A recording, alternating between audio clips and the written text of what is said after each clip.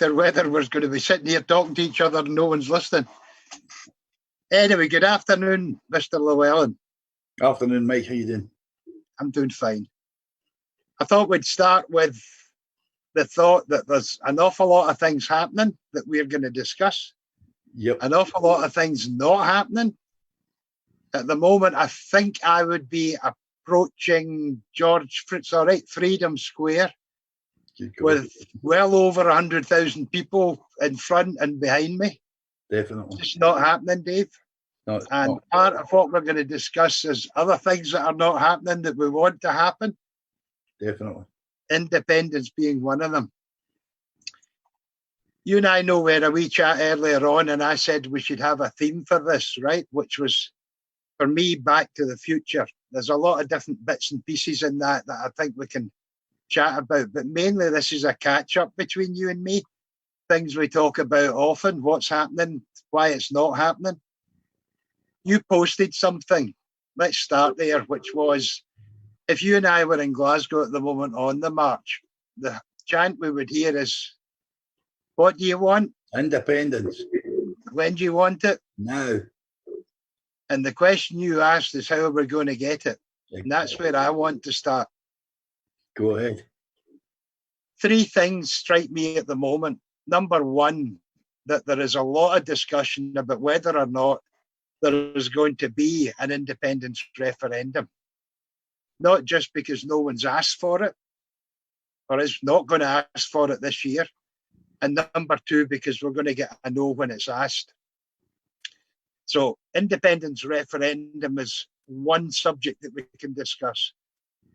Tied in with that is whether or not it is preferable to go for a unilateral declaration of independence. I thought you said a un there. No. And the third thing, and it's partly why we've been invited on to the round table, is because of the digital covenant. That's the third option. Yep. I read Peter Bell this morning, and you and I had a wee chat earlier on about it. Yep. About how the polls are running. Do you want to kick off with how you see how the polls are running at the moment, and I'll chip in later? Absolutely. Well, basically, it was a YouGov poll, which is as Tory as you can get, really. For the Westminster elections, SNP 51%. I believe the Tories were on 23%, and Labour they're falling through a hole in the floor, and are going to keep falling through an even bigger hole now that Keir Starmer's been put in, because you've basically got a new Blairite who the Scots hate.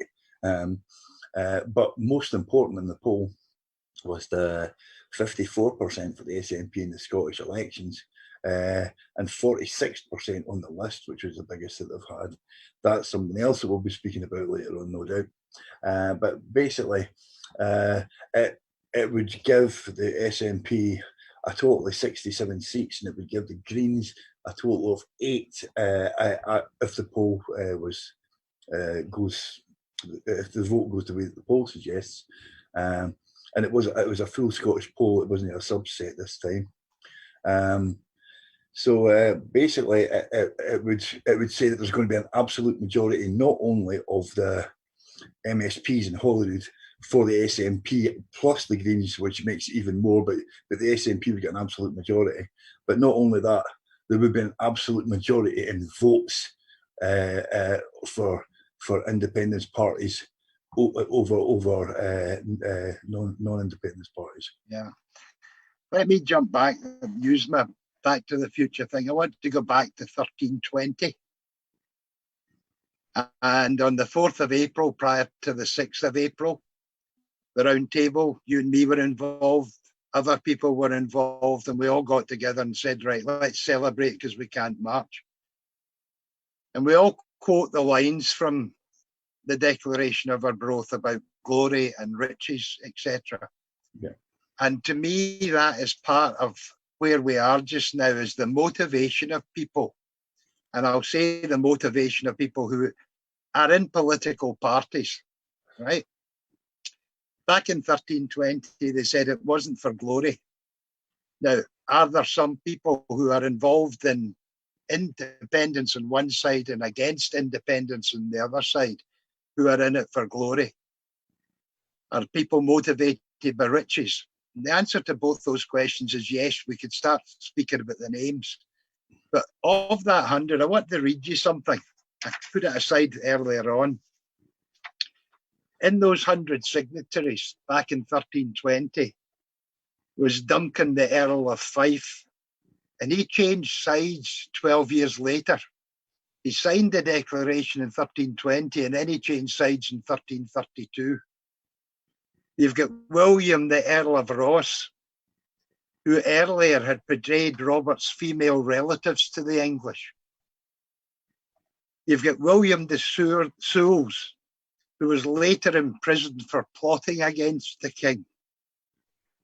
You've got John de Menteith, who had betrayed William Wallace to the English. So it's a real mixture of people, although we sit down and quote the words. Yeah. So for me, the reason you and I ever have a discussion, and it's the one thing that we absolutely agree on, is that we're doing anything that we're doing for one reason. It's called independence. Absolutely. They called it freedom. We call it independence. To me, it's the same thing.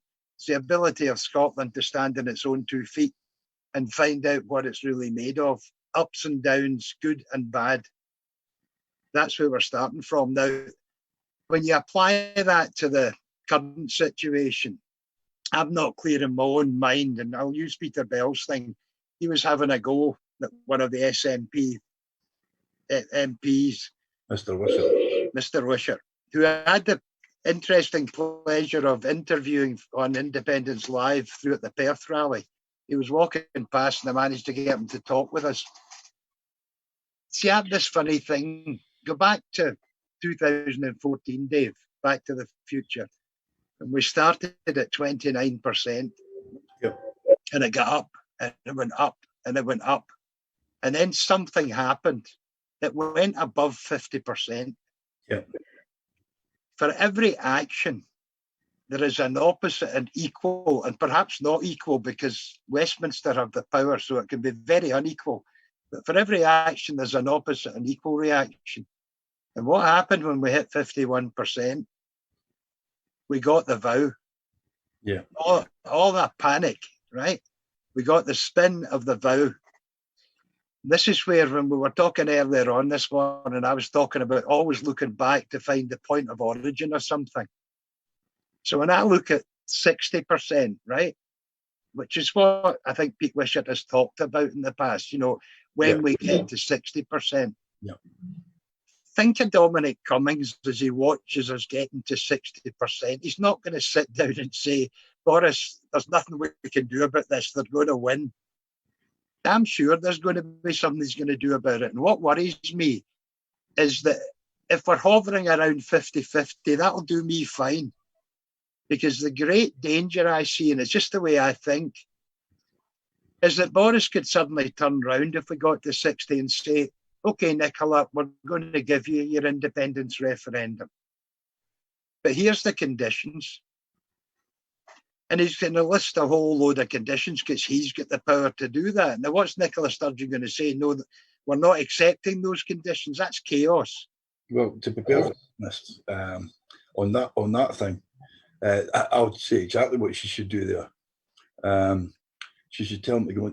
Well, first of all, no. Let's go back. Let's go back a little bit first. Let's take the poll today.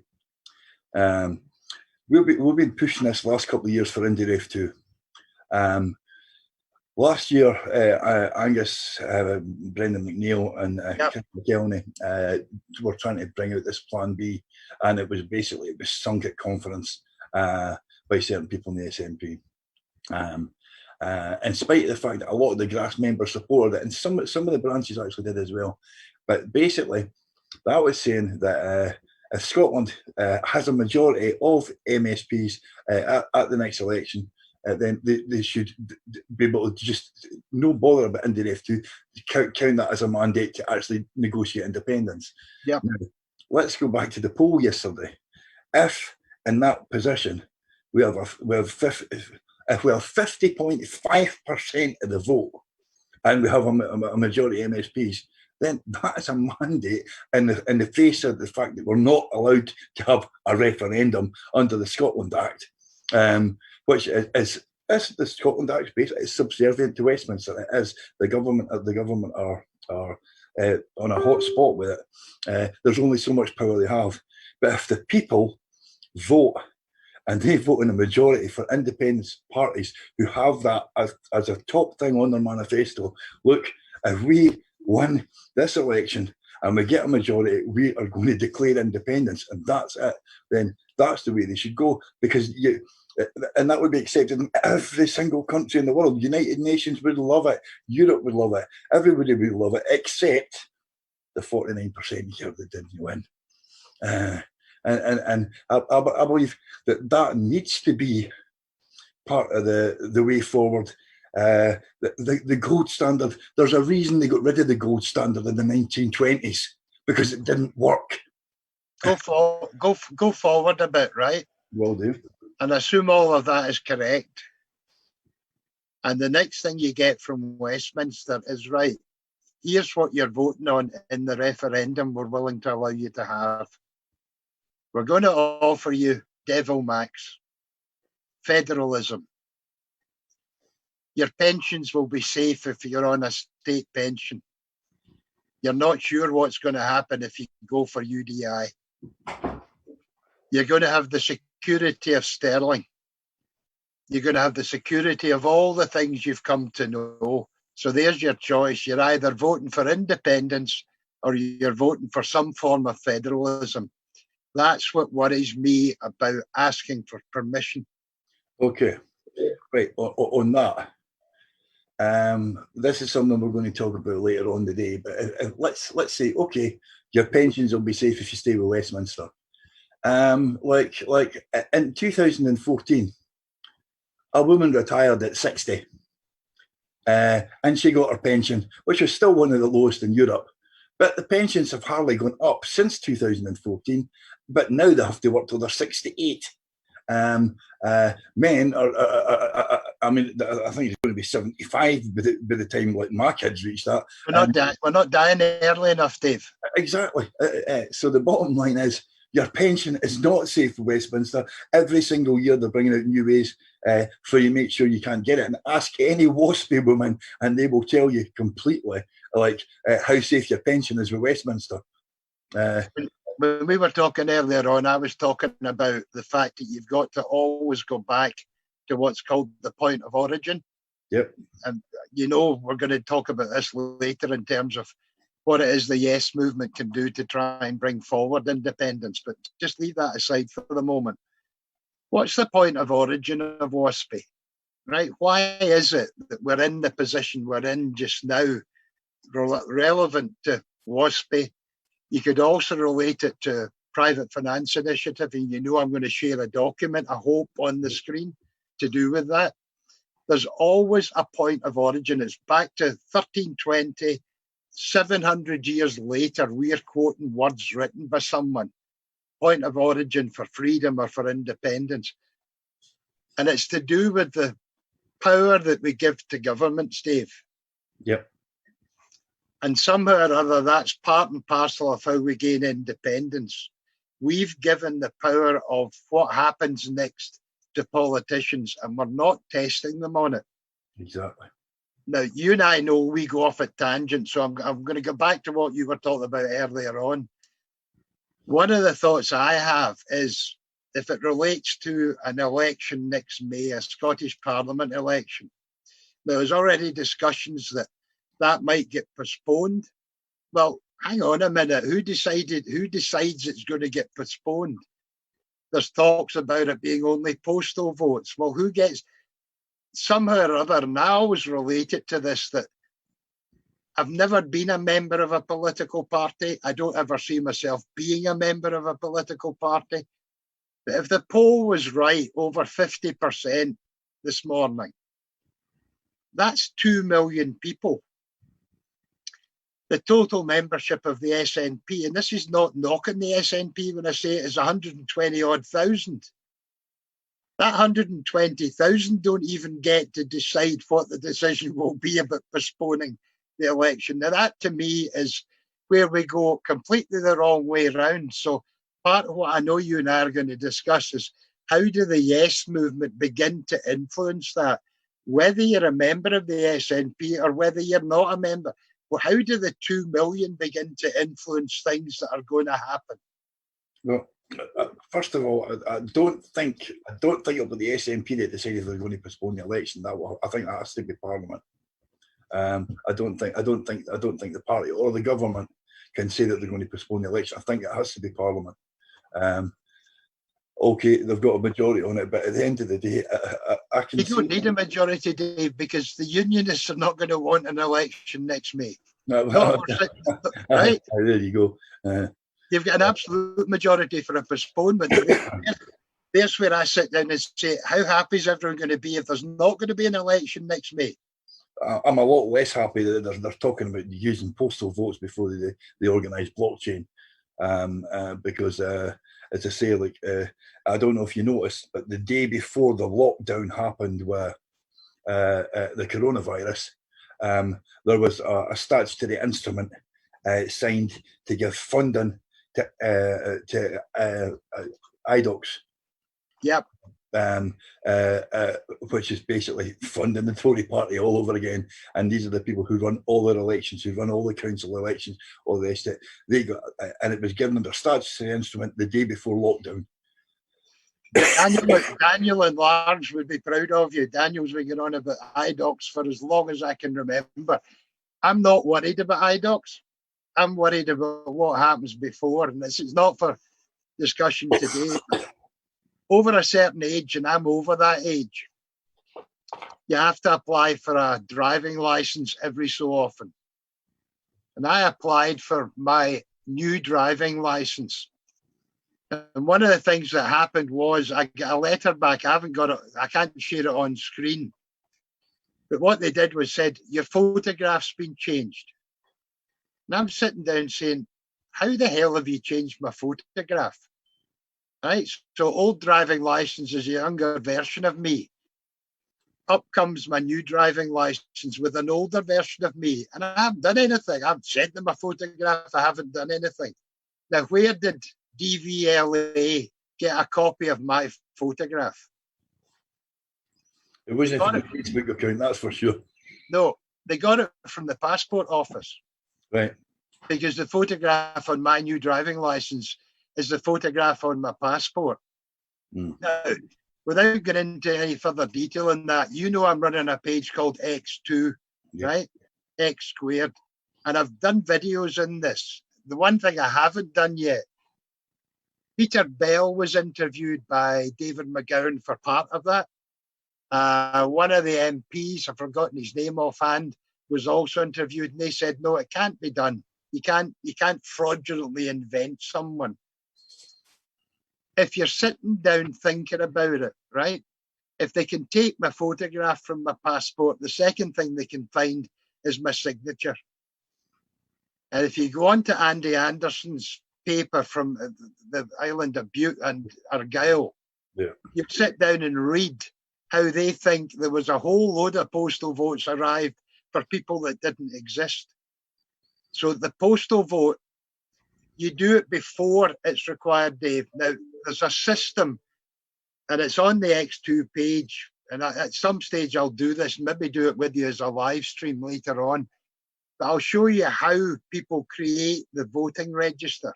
And it's done on a tablet with people going round. So you can actually, if you think of a tenement block with 8 flats in it, and someone is able, what they tell them to do is, right, there's 7 people registered to vote, there's 1 person isn't registered to vote. And that's coming from a common place. It's not beyond the wit of anyone to find that out in advance and register someone at that flat for a postal vote. Where did the option on a postal vote is you don't have to have it sent, the paperwork sent to your home address. It can be sent anywhere. So let's say it's sent to Army Barracks somewhere, right? And there's a whole group of people on table. I don't know. They maybe use the 77th Excel. Brigade, 77th Brigade Army Barracks. You have the Excel centre. It's all commissioned out. There's bunks there if once the virus is over. Yeah. Just sitting there with 3,000 people filling in postal votes. Yeah. Excuse me. It's a big subject, but the main point I drew out of that is, look, this is off complete tangent, normal for you and me. At the moment, we in Scotland, in Wales, and in Northern Ireland rely on GCHQ. They vet what's going on in the world. They will be vetting some of the stuff. Maybe they're watching you and me at the moment. But here's my question. Have we prepared an equivalent GCHQ in Scotland now? No. Are we doing it now? We need one. Right. If we haven't, right, we've gained independence. The day after we've gained it, someone's phoning up GCHQ and saying, we're independent now, we're Scotland. Would you mind giving us a hand looking after the cyber security? You can't. Talk about cyber security in particular. It's like my son's Aberdeen University head doing cyber security and ethical hacking. And in his first week, in his first class and first year, they had a visit for GCHQ who basically come in to, mind you, in the first week, all they learned was how to remotely hack a sex toy. But they come in to find out who the bright ones are, and they headhunt them for the first week in university. My point being very simply that a week or so ago, I said to you I'd gone on and Googled something, which was how many public bodies are there in the whole of the United Kingdom? Things like Bank of England, fine. Financial Conduct Authority, Competition and Markets Authority. You go down the list of all the public bodies there are, right? Like the Electoral Commission. Does Scotland have a putative Electoral Commission? There was 42 pages of bodies that constitute. Obviously, some were Scottish, right? They weren't all, it was throughout the whole UK. We don't discuss, as part of the independence movement, all the things we have to have in place as soon, and GCHQ is a classic example as far as I'm concerned. Actually, on that point, I think you'll find that the Commonweal are very much ahead of the game on that, and some of the proposals that they've been making. I think they're doing a lot of stuff in the background that covers a lot, that ticks a lot of those boxes. That's what actually I was doing. I did a report at one stage, and it's again Back to the Future. About 2 years ago, I think it was. There was an inquiry by the Competition and Markets Authority, who, please note, have now expanded their offices in Edinburgh. Same as you have changes in the Scottish office in Edinburgh. Same as you have different civil service branches in Edinburgh. There's people thinking way ahead of us, Dave, in the Yes movement. We've got to start thinking far, far further ahead. Definitely. But I did a report that was an inquiry into retail banking. Okay. Was there sufficient competition in the market? Were the banks a super monopoly? Blah, blah, blah. I did a report which was 28 pages long, and I left bits in it that I knew eventually I could use to show the Yes movement why we need to be thinking in advance. Now, you and only 2 other people are aware of the actual identity of the thing I'm thinking of using, but that is going to come out between now and the end of this year, how it can be done. And here's the important point. The Scottish Parliament only have limited powers. Mm. The Yes movement are not restricted in that way. There's things that the Yes movement can do and do today that the Scottish Parliament can't do. Yep. I'm known for the idea of currency. There's other things we can do, and that's part of what we've got to start doing. There's got to be, go back to the 4th of April, you know that you and I did an experiment, is Yes. how do you get people in the yes movement to come together? And we based it on this idea of only 100. Yep. And I sent you an invitation and I said, right, Dave, I want you to invite 10 people to get involved in what the roundtable are doing on the 4th of April. There's a small group of us. We've done videos. We've invited musicians. Let's get people involved in this. But here's your responsibility. Invite the 10 people and make sure they invite 10 people. You did the maths in this. I'll shut up for a second. You did the maths in this. On round 1, 10 times 10, we've got 100. Round 2, 1,000. round 3, 10,000. round 4, 100,000. and round 5. A million. Right? There's 1 million people just for speaking within the yes community. You're just asking friends to say, pay attention to this. This is something we can do as the yes movement.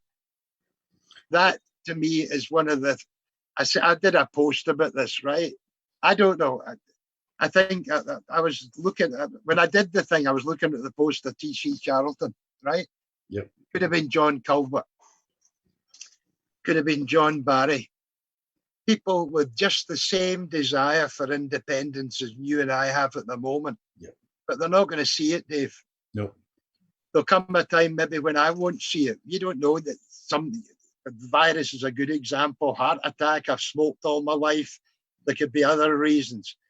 But one of the things I want to try and do is leave legacies.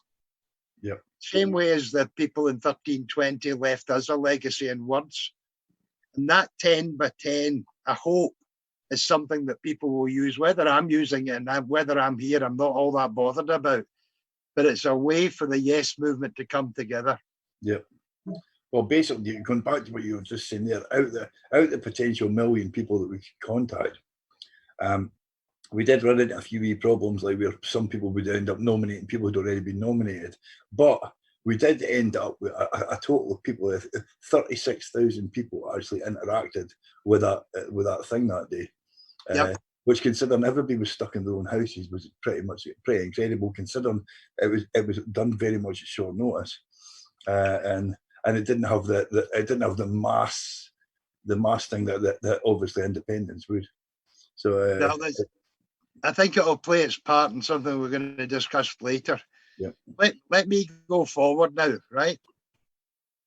If you look at, I want to go back to this thing about points of origin, right? I'm sitting in West Kilbride, North Ayrshire, and if I walk for 5 minutes, I'm staring across at Arden, and in front of Arden is the whole of the River Clyde. But if I walk back the way of the River Clyde, I'd have to find out where the original source was or sources were. Same with everything. We were talking about WASPI. What was the source of WASPI, right? It wasn't when WASPI was announced, sorry, you're not getting your pension, ladies. It went further back into how did we design the national insurance system. Ponzi, if you like, absolutely. They saw everyone dying at 66 and said, we can afford this. Yeah. Right? Everything has its point of origin. So let me go forward, right, and do a mental experiment for anyone that's watching this and listening to it and ask them a question. Yesterday, Scotland became independent. That's what I want you to imagine. It's actually happened, folks. Now go back to ask yourself, how did we do it? What were the things that we actually did and came together to do that gained us independence? Not what did we talk about? What did we actually do? And as a result of all of those things, now that's what the film Back to the Future showed you. Yeah. How they went back in time and said, if I don't alter this, if I don't change this one thing, I don't exist. Well, yes, movement, if we don't change certain things, independence won't exist. People who don't learn history are doomed to repeat it. Well, for me, that is the essence of what you and I usually chat about. What is it that's going on? There's a book I read. I told you I was back to reading books. That's the book. It's called The Social Animal. It's about sociology. There's a bit in it about, and it ties in. I'll just read you a bit. I'm sorry, this is maybe a wee bit boring. It's talking about why we have language, right? Differentiates most human beings from the rest of the species in the world. It's not that other animals don't have, but not to the extent that we have. And he says, what is it that language does? It allows us to gossip, rumor, story tell, scandal monger, myth make, reminiscing, prophesying, bickering, teasing, joking. Think of Facebook when I'm saying all this. Praising, blaming, congratulating, boasting, insulting, complaining. It's all to do with chatting up. And it's to let people, it's to coerce people, if you like. There's a bit at the very end. His final sentence in this book is that comes from something a lot earlier. And it's a philosopher from the 1st century. And he was right to ask, why, oh, why are human beings so hard to teach, but so easy to deceive? And that's the truth of it. A lot of the yes movement, we applaud things that we actually want to hear. Yep. Without necessarily thinking through. Now, you can see it going on. It happened with Panorama. Let's shift to Panorama, right? Yep. And the program that was done. You take it from there, Dave, and I'll shut up. Well, basically, I don't have a TV license for obvious reasons. But I was on Twitter and there was a tweet for Craig Murray saying, "Look, everybody should get on and watch this Panorama thing." So I've got this wee app on my phone that lets me do things now and again. So I jumped on and suddenly hearing all these horror stories about what's happening with PPE or lack of it, and how basically there are people dying due to, well, for instance, 2 million parts of bits of PPE, 12 million parts of PPE gone missing, and not that the government can't find them, but the government refused to say what happened to them. That was one thing. And basically, I went away, recorded the video and stuck it right up on YouTube so that people could watch it.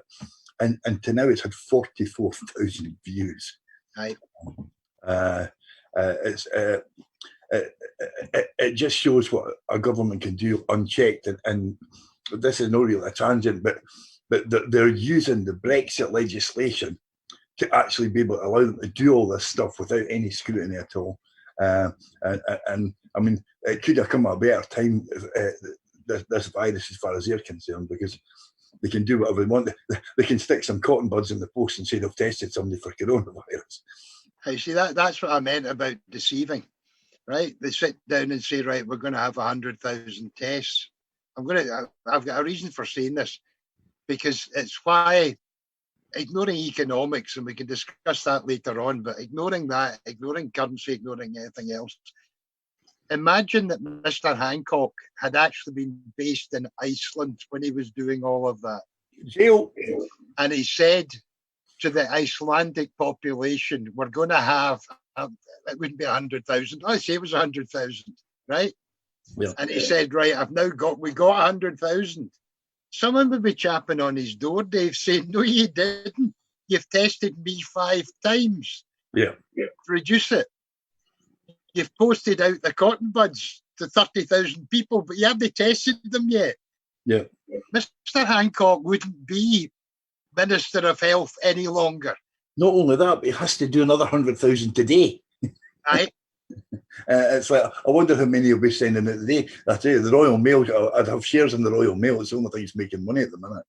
This is where I get back to Scotland being a smaller thing. I always have this phrase, think big but start small.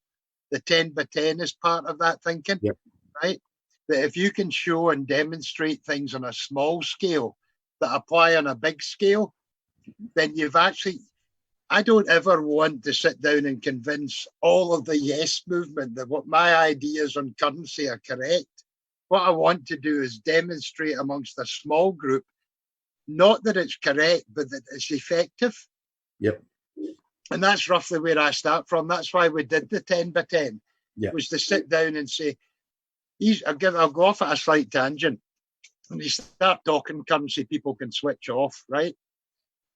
It's why, and you played your part in this, it's why I started the Freedom Bell, right? As an actual thing. Let's create the Freedom Bell. Yeah.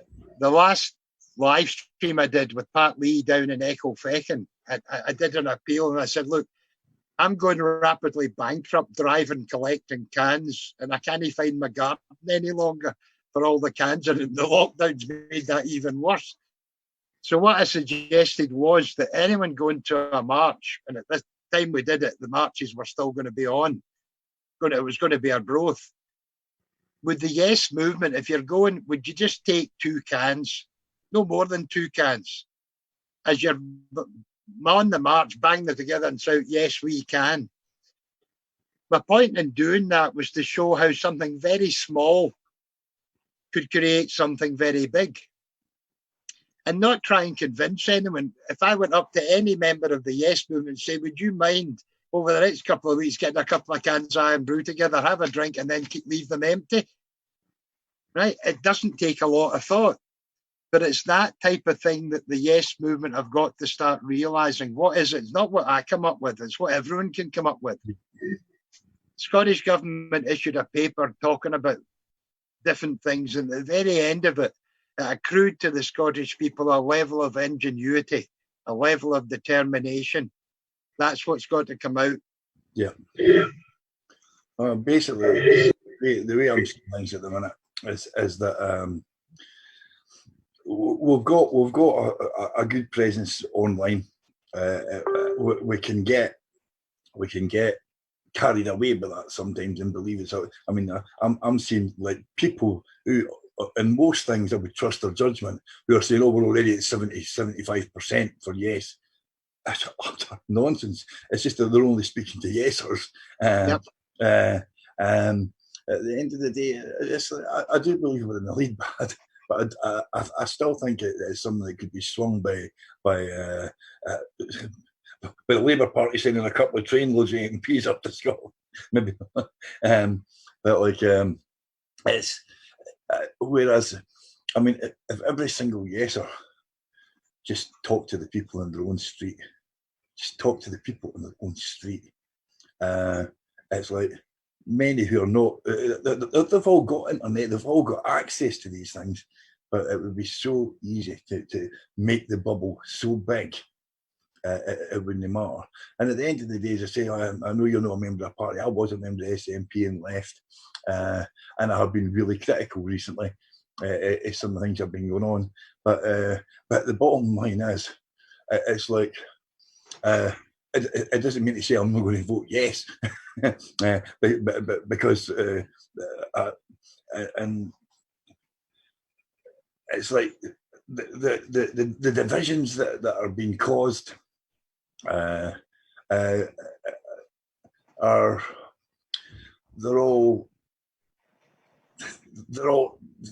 they won't matter when a referendum comes. You know what I mean? We're all going to vote. We're all going to vote for it. But I believe that everything is going to happen in a small. It's going to be a lot of small groups coming together. And I know that was the original idea with all under one banner before they slightly lost their way. I think that's the way it's going to have to be. The way Catalonia do, for instance. If you look at Catalonia, you've got the ANC. They've been going for 50 years.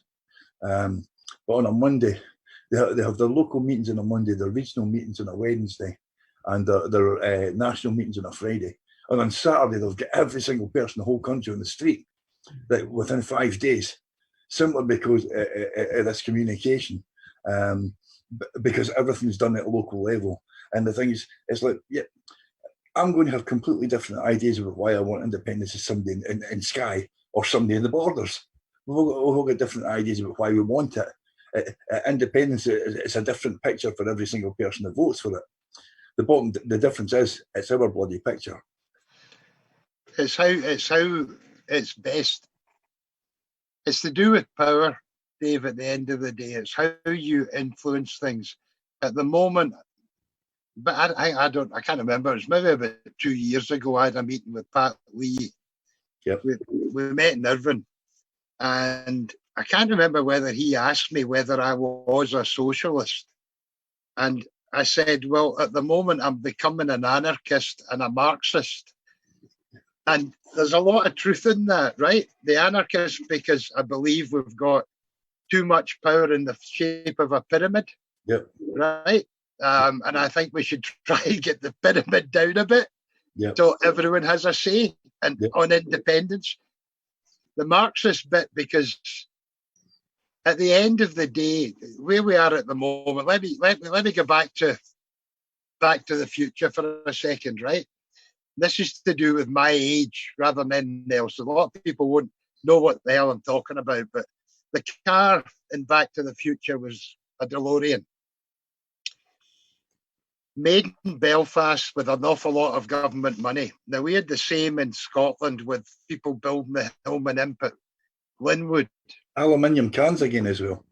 Now, okay, hang on a wee second. I've done something on my computer which I shouldn't have done. Anyway, DeLorean got a lot of government money and then more government money. It was meant to create 3,000 jobs. It never did that. Lovely looking car, but impractical to make, right? It cost too much money to make. So it was sold at a price that people couldn't afford. Eventually it goes bust and a liquidator is appointed. Now, if you're my age, you'll know this guy was the liquidator. It's the same as you get the exterminator. This guy was known as the liquidator, called Sir Kenneth Cork. And Sir Kenneth Cork liquidated DeLorean, but at the end of it, he was asked to, I think, write a book, or he made a speech. Some he said caught my attention. It's very appropriate for just now, which was, everyone's looking for a profit and running a business, but that's the wrong thing to look for. What you should be looking for is the ability to always have a positive cash flow. And that is so appropriate today, because everything that's happened, if you're looking at people that have booked through Ryanair or booked through TUI, and they're saying, right, we want some of our money back. Ryanair are saying to people, we might be able to give it you back in 6 months. The whole of our economy depends on people spending money, Dave. Whether we're spending it in the right place is another argument. As soon as you cut off the cash flow, you hit a problem. One of the things that Scotland probably has that the UK doesn't have is a resource-rich economy. Yeah. If you look at the price of oil at the moment, how's that going to affect Russia? How's it going to affect the Middle East if oil stays down at that price, right? British Airways are laying off people because the price of oil, they bought it on a futures contract. They're paying the price that they negotiated 6 months ago, but they haven't got anyone flying in planes, so they haven't got the cash coming in to pay for the, right? All of that is part of independence, because I reckon Scotland now, I'll finish on a complete and utter tangent. One of the things that always fascinates me in nature, right, of anything in nature, is the caterpillar turning into a butterfly. Right? You have a caterpillar. It's a distinct creature. It decides to build itself into a lockdown. It builds a cocoon. It then has to turn itself into a form of jelly. Right? It has to liquefy itself. Then it has to become a butterfly, because it's the jelly, the liquid, that becomes the butterfly. That is mind-boggling. That's where we are at the moment. The lockdown is our cocoon. And we have to decide what the hell we come out of, whether we come out as gaining independence or staying in the UK. I reckon Scotland should, goes off finishing this. It's why I've become more and more akin with UDI rather than use the mandate and IndyRef. I think if you're going to be an independent country, you should start off by saying, we are independent. Yep. If I go back to the oil thing for a minute, I don't know if a lot of people know this, but the oil price makes absolutely no difference at all to the amount of money that the British government get from the North Sea. Correct. Basically, because they don't charge a tax on the oil that comes out. They basically have a bidding war for contracts to drill, and then basically they're allowed to take it for nothing. So what we actually get in Scotland is 8% of the amount that they've sold for these contracts, rather than, so if the price fluctuates, it doesn't make any difference at all. Unlike Norway, who did it differently. Took the words out of my mouth. And now have an oil fund for every man, woman, and child in Norway of £120,000 per person since 1970s. And if you want to see what that money looks like, look at the Isle of Dogs in London, because that's basically what paid for it. Because you go back to the point of origin, Dave, when you're talking about this, right? Yeah. At a stage when oil was discovered, yes, Norway went one way, UK went another way, and Scotland was stuck without the power to do anything about that. That's points of origin. Let me chuck up something. I'm going to try and do this share screen thing and scroll something. It goes back 21 years, right? See if I can do it. Keep your fingers crossed.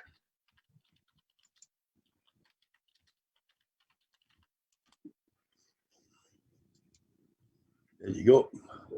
You see that? It's coming. The producers have just right there. You go. It's up. The producers are working hard. August 1999. Private Finance Initiative. I'll let you read it. A lot happening. Sorry for not coming back to you. Very much appreciated the information which you have sent me, and I've been glad of the input that's helped enormously in the campaign against PFI. Keep sending me information. Now, who wrote to me? That guy there. From the Scottish Parliament, and that was Andrew Wilson. Okay. Oh, the Andrew Wilson. The Andrew Wilson. When I left school, Dave, I had two offers of a job. One was for the Glasgow Herald because I wanted to be a journalist, and the other was for an insurance company. Herald wanted me to finish my hires. The insurance company didn't, so I ended up going down a road. But anyway, long story cut short. 1986, in the finance industry, I sat down and said, I think there's going to be a problem with people buying their houses using an endowment policy. 1986, I wrote a big long article about it, gave all the facts, etc. Took the regulator about another 12, 13 years before they cottoned on to the fact it was going to be an unmitigated disaster. Yep. That's the same with the PFI. Yep. Point of origin. Now, if you went to, this is where I get annoyed with some of the posts on Facebook. Someone will be rampaging about PFI. Someone will be doing a documentary on North Ayrshire Council and how did they get involved in PFI. And I'm sitting down saying, look, it was obvious from the beginning that it was going to be so who had the power? Where was the point of origin of WASPI, of PFI, of Brexit? There's a classic example, right? We are going to end up at the end of this year, in my opinion, with a no-deal Brexit. They've already announced that they're going to open negotiations with Donald Trump for a trade thing, and Boris has said he's going to be pressing very hard to. I'm hitting things on my computer and causing myself great alarm here. I can see the reflection of glasses. Anyway, we've got to be able to influence that. And at the moment, I go back to my pyramid. We're expecting other people to influence that. We're expecting other people to be the reason for the change. Yep. The yes movement have got to be the reason, because we are a considerable part of the 50%. Yep. Well, I've been thinking recently how the yes movement could actually go forward, because recently, obviously, this gold standard, I don't believe it's going to happen. But it's the whole way it's set up means it's doomed to fail unless we're sitting so far behind in the polls that we can't win anyway. But what I'm thinking of they should do is, with this Scottish election that's coming up next year, Yeah. we all have MSPs. Most of us have got SNP MSPs. In fact, I think we've all got one, even if it's only a list one. I believe that when they start doing their surgeries again, every single yeser should visit their local surgery to absolutely stow the places out and say, look, when this election comes, where would you stand on, if we get a majority, that you just declare independence? Yeah. At the end of it, now we're talking about a majority in Parliament or a majority in votes. The majority in votes would be accepted every place in the world. The majority in Parliament would probably be accepted by more than half of it. And find out where the MSPs stand, because at the end of the day, I believe that a lot of them would not support it, because I believe that independence is way down the list for an awful lot of MSPs.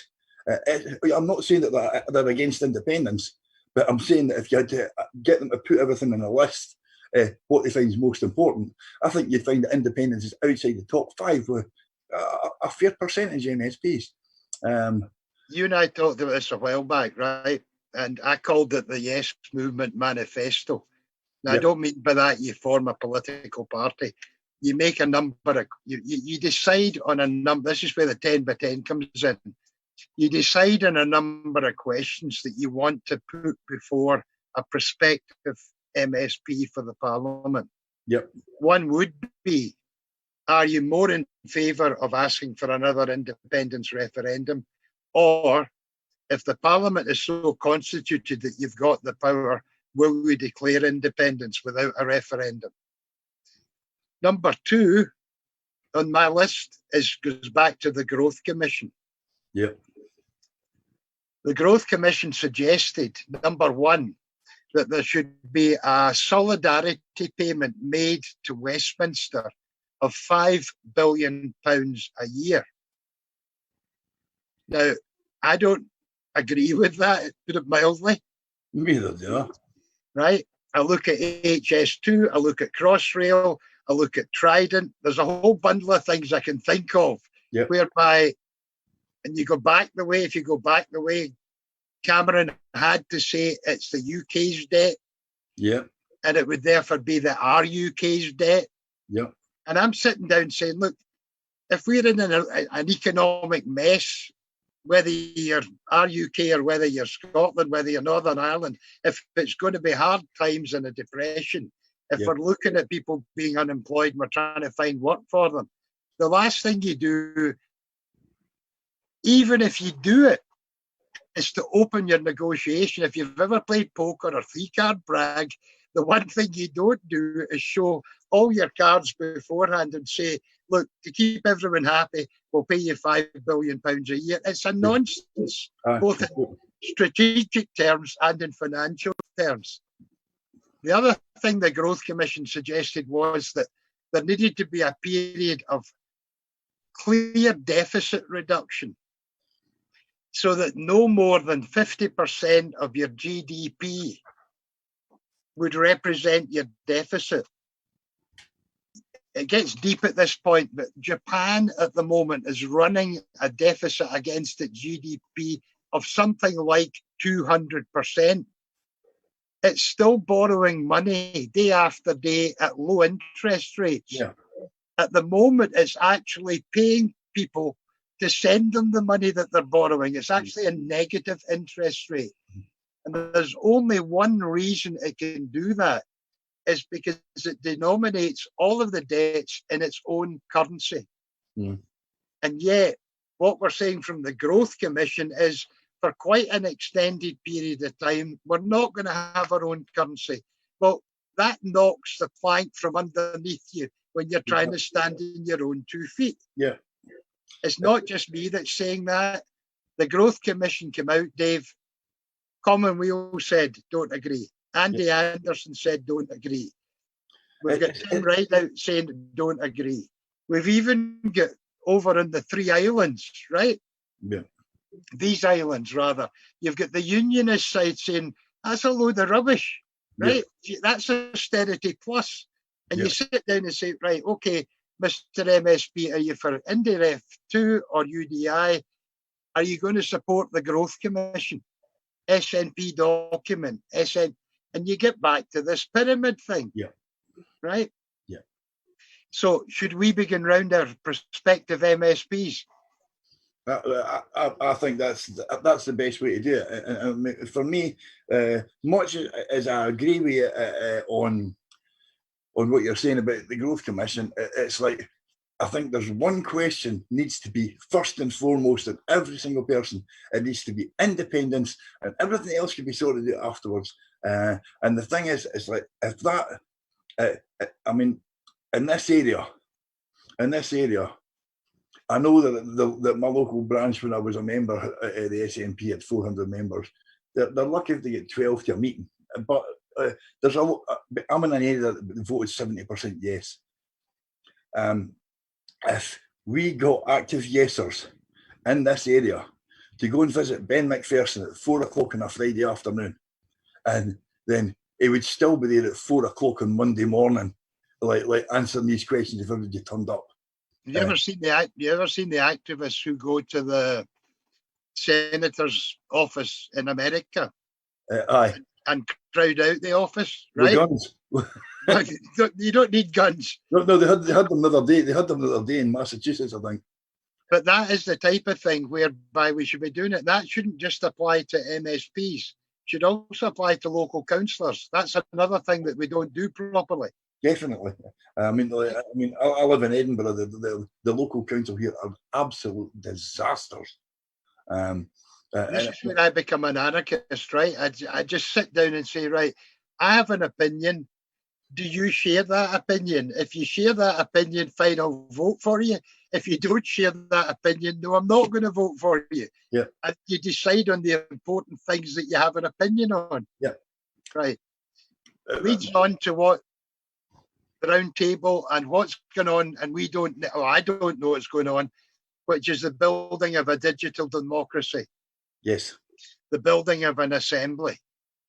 And that, for me, allied to the 10 by 10 thing, is how we start building that opinion. How we start building a movement that actually sits down and says, hang on a minute, we all have an opinion, and one of them at the top is independence. Yeah. Do you agree with us? Yes. There's different ways we can get it. Yeah. Ultimately, if that digital assembly is made to work, you're going to hit the 50% mark. Yes. Right? Which is 2 million people. Yes. All saying, we actually believe this. Now, would you please, Mr. MSP, either agree or disagree with us so we can vote you in or not? The SNP candidates have the choice of the SNP candidates has been postponed, Dave. Is it? Aye. I knew it was supposed to be this month now. I'm disappointed to hear that, because I was hoping there was going to be a resolution about Edinburgh Central. I think I'm correct in that. The choice of selection. I could be wrong. It could be something I've remembered from too far back, and it's changed since then. Well, I'm disappointed. You're thinking Joanna Cherry and Angus Robertson. Absolutely. At the end of the day, it's like. In which case, I could be wrong, Dave. Maybe I'm completely wrong. Whoever gets that nomination is going to decide the direction of the SNP probably for the next 10 years. And for people who want independence, Joanna Cherry's the direction it's going to take it. I'm sorry, but there's and some people might disagree with me, and I know the people that will disagree with me, and I know the people that will disagree that will agree with me. But at the end of the day, as I say, if it's independence or bust, you'll want Joanna Cherry get that nomination. If you're prepared to like wait for a long time and have like the GRA bill put through, and if you want to have like a hate crime bill coming out, that basically if you say something on the internet that hurts someone's feelings, you can be jailed for 7 years. That is going through Parliament right now under an SNP government, and it is utterly, utterly ridiculous. Freedom of speech, honestly, 7 years for hurting someone's feelings. You and me do that to each other every day. Well, I certainly do to a lot of people on social media. Let's put it that way. I'm presently running account B because account A is in a 30-day ban. Move on to what we were talking about in terms of next year's election. Let's assume at the moment it goes ahead, Dave. There are 129 MSPs. Yes. 73 of them are directly elected. Yes. 56 come from the list. Yep. Pat Lee asked me to get involved in the Alliance for Independence. Yep. I'll take credit without being arrogant for coming up with the name. I've since left. I withdrew from my involvement in it because some of the things you and I have been discussing 5 minutes ago were important to me, that it should have certain criteria to which it worked, and it should ask its list MSPs to work to. Yeah. Exactly the way we were just talking. That wasn't agreed to, and I decided, well, no, on a point of principle. Some of it was personality, but that's always the way with any group together. Yeah. You just have differences.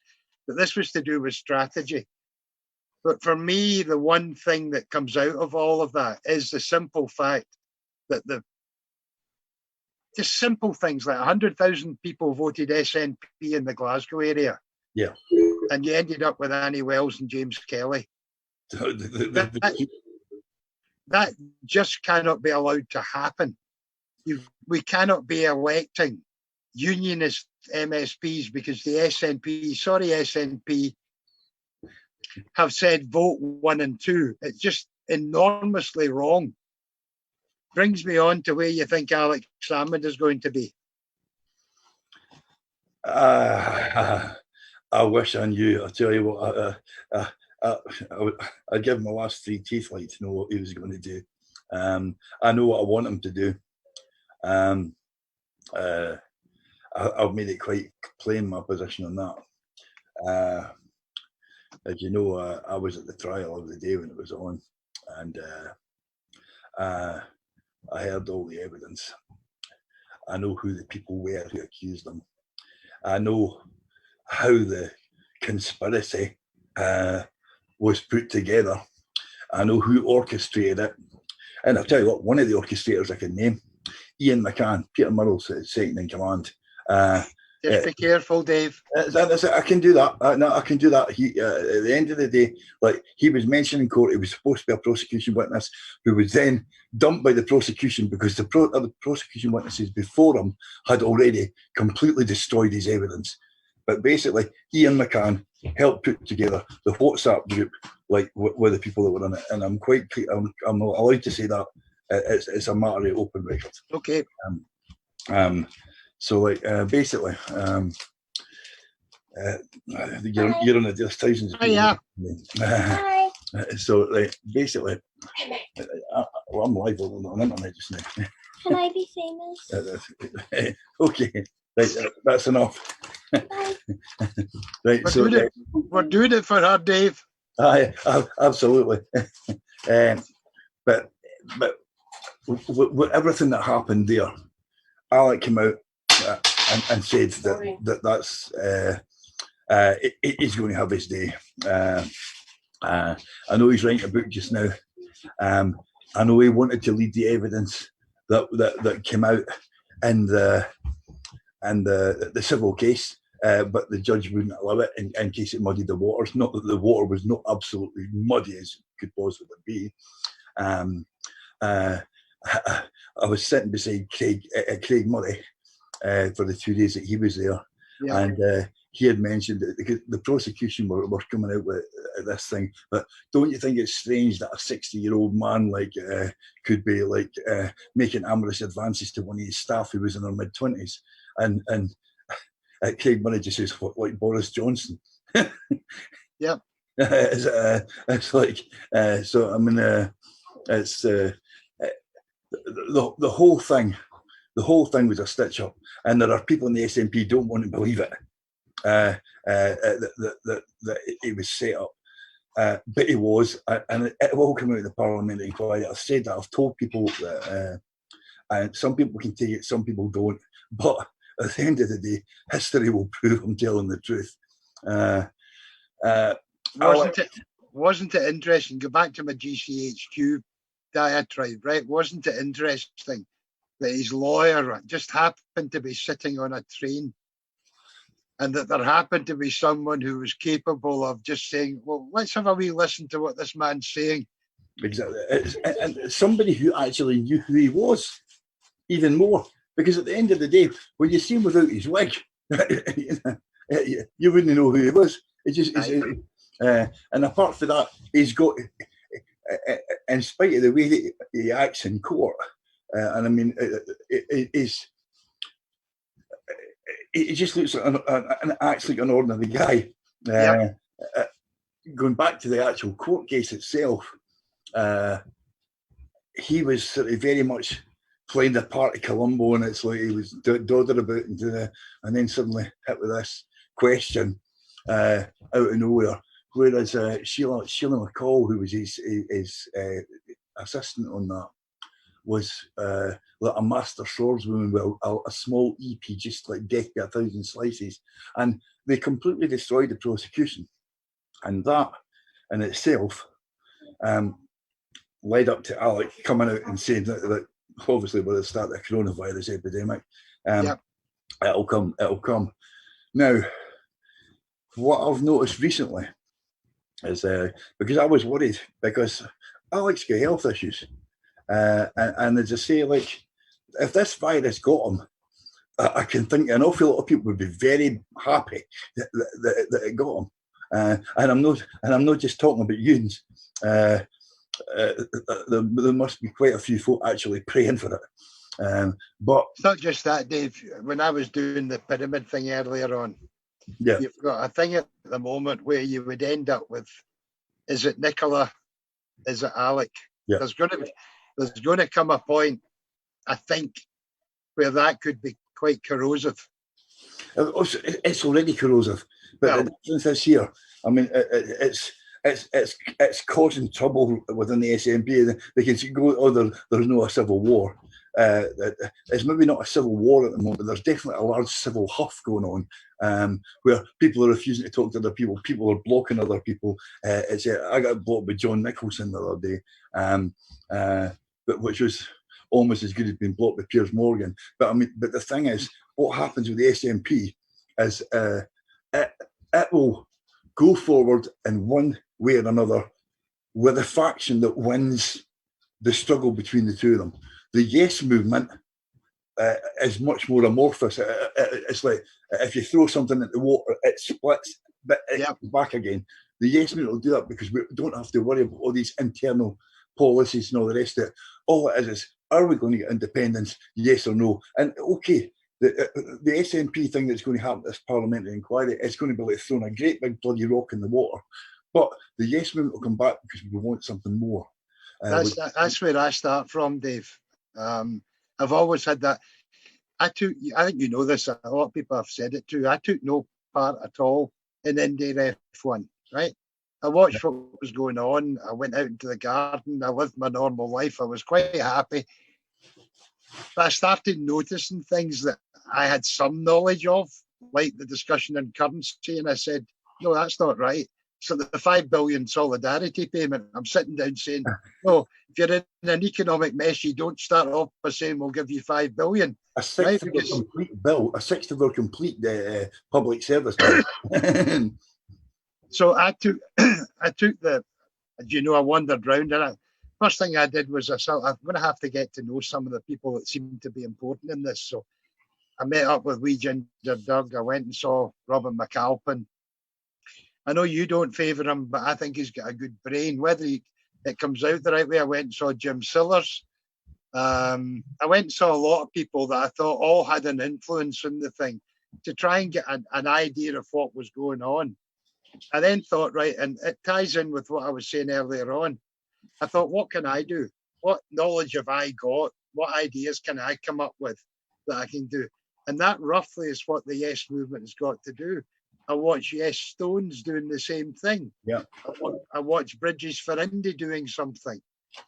Yes, I watch the marches. Very, very important that you can see the numbers at these marches. As you know, I was asked to be the guy in charge of the counter stewards, right? And we had this discussion at one stage because Manny went that way and everyone else was going that way. That didn't make any difference to me. The Yes movement were going to march. Yeah. So I'm down at Campbelltown doing exactly the same as I was doing Edinburgh over a 2-year period. Yeah. And it just more and more convinced me. Sometimes there weren't enough stewards to fit in and stand in front of Manky Jacob. So I had just to go up to people and say, look, would you give me a hand doing this? Yes, was the answer. Yeah. And that is the beauty of the Yes movement. Yeah. We're a ragamuffin mixture of people. But if you get down to the kernel of it, back to what we started with, what do you want? Independence. When do you want it? Now. And how are we going to get it? That's the question that everybody that's actually listening today has all got an idea on, and every single one of them is correct. Yep. It's we've got to be able to demonstrate it. Exactly. It can't just be talking. No, definitely. I mean, as you'll know, we've had the conversations before where you like to talk about things a bit more than me doing things. I'm usually doing it before you finish talking about.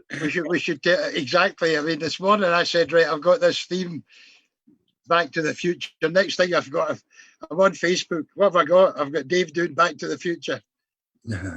Here's some of the things we could catch up on. What have I got? Dave on doing a live stream. Interesting thing, Dave, where that comes down to, there's two ways you can live your life. You can live your life with things happening to you. Yeah. Or you can live your life because you caused them to happen. Yep. And that for me is what's happening at the moment. It's the split. It's the caterpillar and the butterfly. Yep. Up until now, we're waiting for things to happen. Yeah. Right? We're waiting on someone saying something or doing something or promising something. It doesn't matter who we're talking about. Yeah. We've now got to start causing them to happen. Definitely. Well, I mean, that's the way I've always looked at it. As I say, like, I came back to Belgium in 2012 to add 2 votes to the yes pile for the referendum, and they didn't be registered here to get 2 votes for yes. And so we dumped our life in Belgium and came back here. Yeah. Literally. And as I say, I've since lost 3 referendums, and I'm starting to think of my jinx, and I should maybe turn into a union for the next one. Maybe we'll win independence. But like with that, I don't know if everybody knows the story about Bridges for Indy, but like I contacted Mark Keaton's in Dunfermline for the Forward as One, the original Forward as One rally that he was holding there. I says, like, I've been playing at your event. That was the first time I'd got in contact with the Yes Movement at all. And that day, I met you for the first time, although you don't remember that. I met Tommy Sheridan, met Martin, and a few other people as well. But that gave me some fire to say, well, okay, I'm not just going to be a voter anymore. I'm going to do something about it. So on the Wednesday night, I joined the Freedom Convoy, who were doing things with the car. I thought, yeah, this is great. Yeah. The following Saturday, they decided that they were opening the Queensferry Crossing that weekend, and none of the locals could get a ticket for it because they were all going to like people like Alec Cole Hamilton and his mates, the Liberal Democrats, so they could go and visit the Queen and wave the Union Jacks, so the Union flags, and we couldn't get tickets even though we're locals. So thought, okay, we're going to have a protest march across the Forth Bridge. So I'm driving up towards the bridge in my wee car, and it started to overheat. I was 6 miles short of the bridge. I thought, bugger it. So I take my flags and I'm just going to walk. So as I'm walking along the approach road towards the Barnton to the bridge, and everybody starts tooting their horns. And it's like, I thought, what is going on here? I thought, as I was walking past that footpath over the bridge there, you could stand on there with a flag, and you got these people tooting. I spoke to Fiona McKinnon about it at the time. And at the time, I had a page for the Alba Propaganda Resistance. I did it through that. And we decided we were going to try and put this thing on called British for India. And the first people ever to do it were actually some people from Northeast Fife who did the Swilcan Bridge on St Andrews Golf Course. They did it the day before. And now, like, a couple of years later, there are people doing them all over the place. They're doing them in Wales, they're doing them in Catalonia. And that just gave me so much buzz doing things that other people were reacting with, that I got involved as an organizer. And that's what I meant by causing things to happen. Actually doing something, causing it to happen, rather than waiting for someone to tell you, okay, this is going to happen or it's not. Catalonia do it that way. I know you've got a lot of time for how they organise themselves. I love the way they do it. I'm going to go off at a tangent here and backtrack to a Declaration of Independence. There was a video done by the National, where they picked up on Theresa May saying, I can't remember, I'm going to get the words wrong, but saying that when you're in a treaty, you've got to have the right to withdraw from that treaty. Then, more important than Theresa May, because she was just Prime Minister, you then had the Solicitor General for the UK saying exactly the same thing. David Davis came along and said, I don't know of any treaty that you can't withdraw from. These are not yes supporters, right? We Napoleon did it as well. I forgot his name again. Marc Francois. Yeah.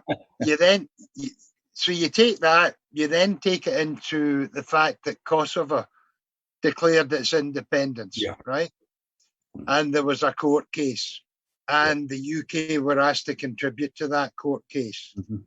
I've got a copy of the whole thing that was sent from the UK to the court tribunal, and it is 100% all the way through. This was different. It goes through the different cases, blah, blah, blah, as they do in legal things, right? Which takes you back again to your point of origin. I believe this is true because this court case earlier on established it was the way to go. Keep going forward. Conclusion, Kosovo has every right to be an independent country. And the way they put it was, what you should expect is that the country declaring independence is doing so absolutely 100% against the country it wants independence from. That's a given. So my wee brain says, I wouldn't mind. We've had Theresa May say, now is not the time. That's the first refusal. We've had Boris saying no.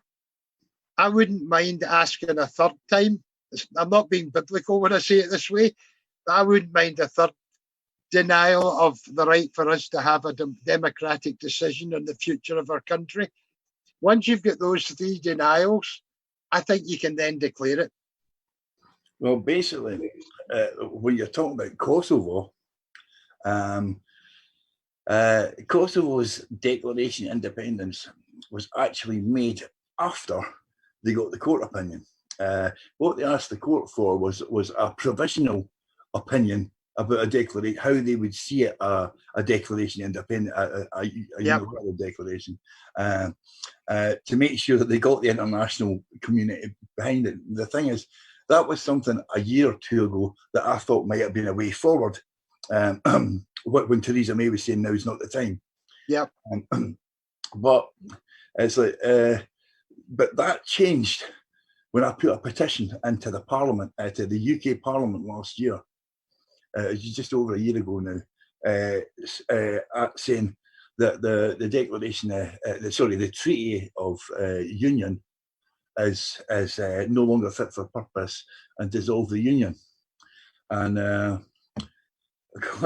got it into the system, and 3 or 4 weeks later I got a letter back, and you'll have probably seen this on the internet because it went viral, got back from Andrea Leadsom saying that this is not a matter for the UK Parliament, it's a matter for the Scottish people. And to have that in writing on the Westminster website, I believe it is going to end up part of what Martin Keating's is trying to do. Absolutely. After because at the end of the day, when you get the business office or the government coming back to you saying in no uncertain terms, it's nothing to do with us, it's a matter for the Scottish people. It goes back to what you were saying earlier on. The Scottish Parliament draws its power from the Scotland Act, which is a Westminster Act. So basically, it is subservient, and that's the way it's always going to be. The First Minister, the Parliament are drawing their power from Westminster, and they've got no right to do anything against it. But and that's that big 3-letter word. The proviso is that the people in Scotland are the boss. And if Nicola Sturgeon, the person, decided that she wanted to do something as a person, she's got more power than she has as a First Minister. Absolutely. And that changes everything, because. And that's basically why Westminster are saying, no, you're not getting your bloody referendum. I mean, it's like Ian Murray is agreeing with Mark Francois and stuff. It's like, talk about an unholy alliance. It's unbelievable. See, up to a point, Dave, I don't mind them saying no to the referendum, because I think it adds justification for a declaration. Listen, I'm going to give you a row for a second. Oh, dear. You've forgotten our anniversary. Our anniversary? Aye. We had an anniversary recently, and you've forgotten all about it. What can I say? Right. You know I deliver letters into the Scottish Parliament, right? Yeah, I know which one now. Oh, the flowers are in the post with the 40,000 test kits for coronavirus. I don't know how many deliveries I've done. Originally, every single one, this is not to do with the pound coins, although that's related to it. But delivering letters, I originally started off delivering it to every one of the 129 MSPs. Yep. And this is to do with my points of origin, right?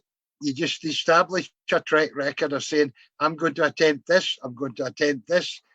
And you just tell them it so that they are fully aware of it. Yeah. And so if they want to, if a constituent goes up to them and says, do you know what this idiot Fenwick's talking about? They don't have to sit down and guess on it. The last letter I delivered, there was 2 of them, was only to the Scottish National Party MSPs, not to the rest of them. And you were with me that day. That's the anniversary I'm referring to. But I then did 3 separate letters. One to Nicola Sturgeon, one to Keith Brown, and one to Derek Mackay.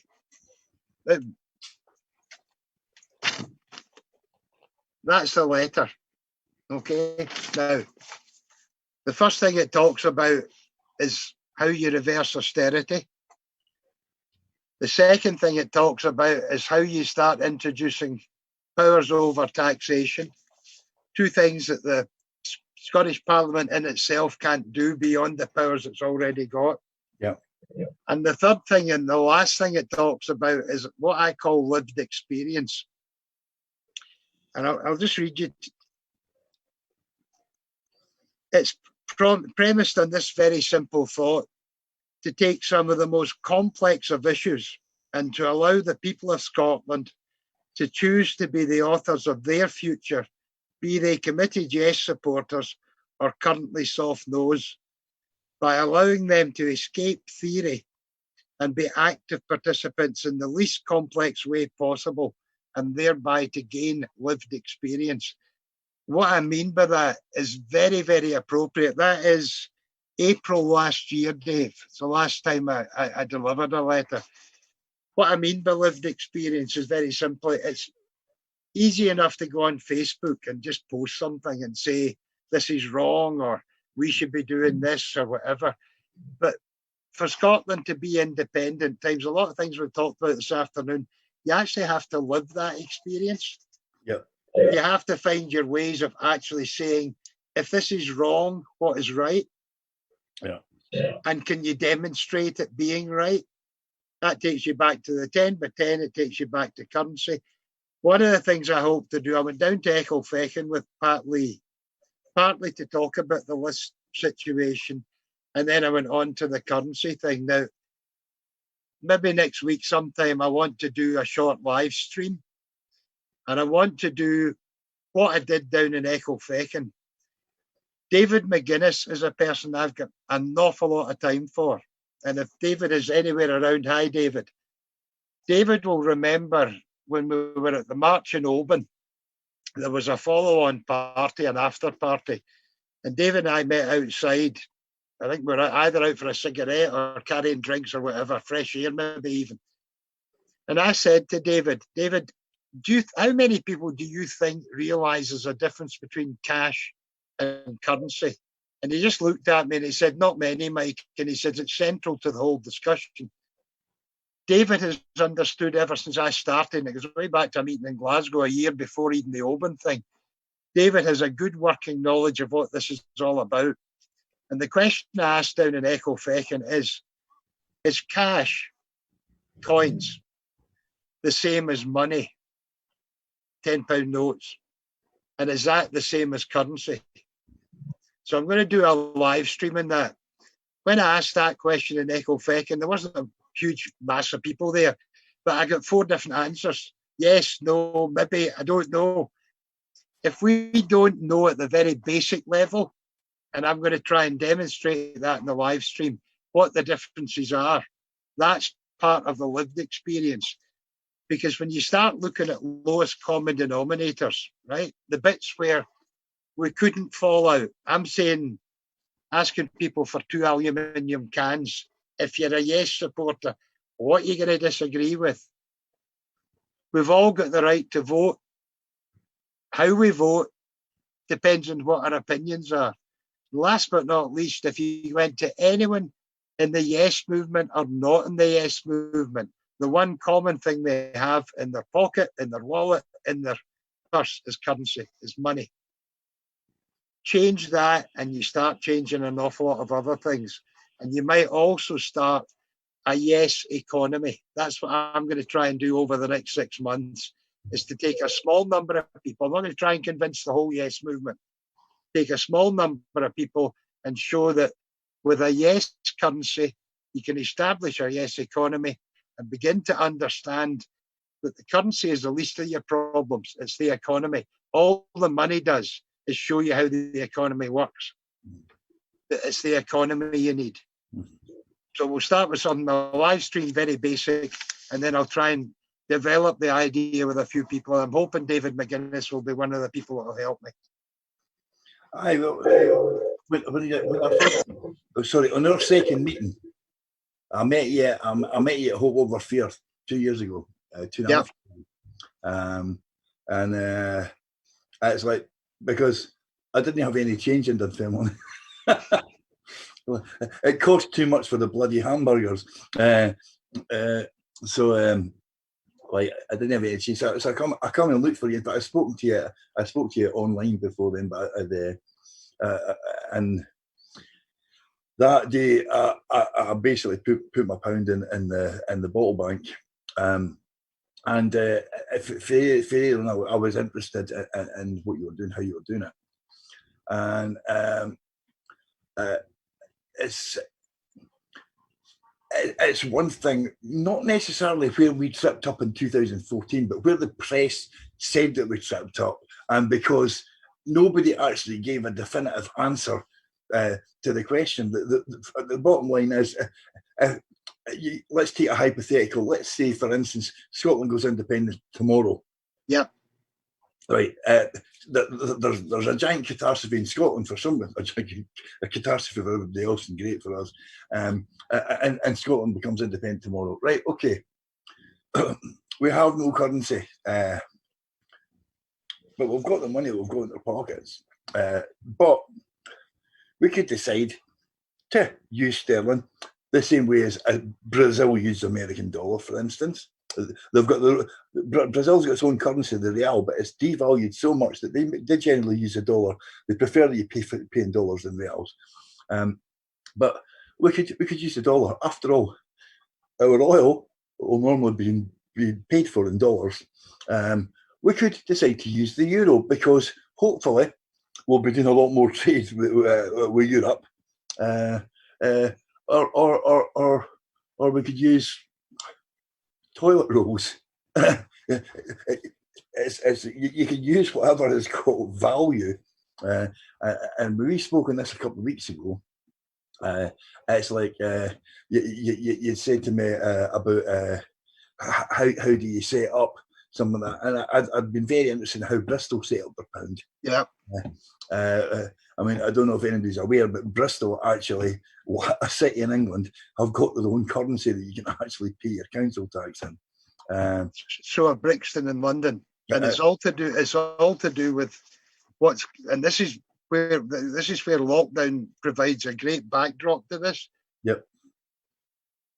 If you spoke to Andy Anderson, he would tell you that. No, he wouldn't. I'll say what I think he would say. It's not what he would say.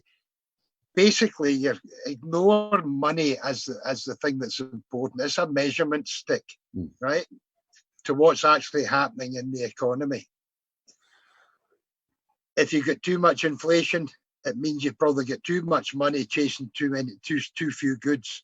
But where it becomes interesting is very simply, it's the speed at which the money goes round, right? It's called the velocity of money. And the faster you can make the money go round, the bigger the economy. But here's where the problem comes for Scotland. Again, it was something that Derek Mackay, before he got sidelined, was working on. He's been working on a thing called the Laffer curve, which is people with a lot of money, if you put the tax up too much, will leave or change their address to somewhere in England to avoid it, or go offshore. He was also working on a thing called GNI, Gross National Income.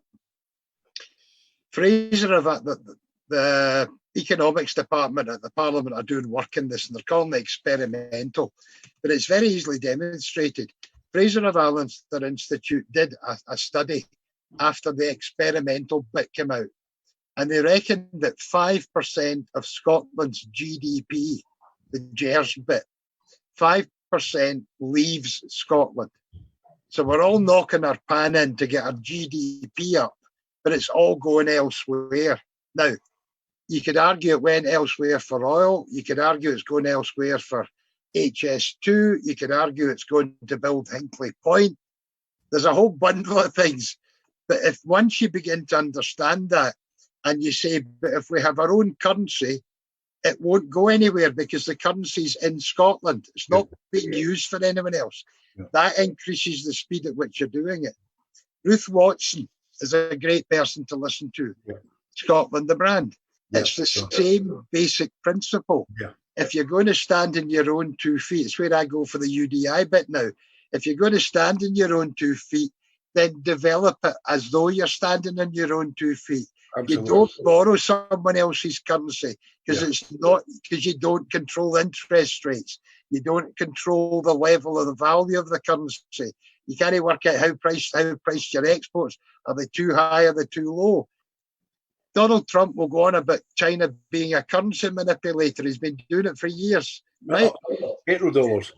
The reason for that is because China has its own currency. Yeah. Thank you very much. If you start, it's inevitable. The day after independence, Dave, we will have sterling in our pocket. That is absolutely inevitable. Uh-huh. But what we can demonstrate is how to develop your own currency, how to develop. The main thing, I've got to watch what I do with this, but the main thing I've developed that's on the phone, it's on the pages, have a bottle, is a payment system. A payment system that is purely Scottish. And that's what that letter was about. How you develop a Scottish payment system.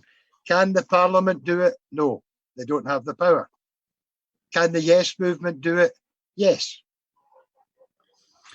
And if anybody says that the Yes movement can't do it, I would like to bring you into a wee thing that, like, the black economy already does it.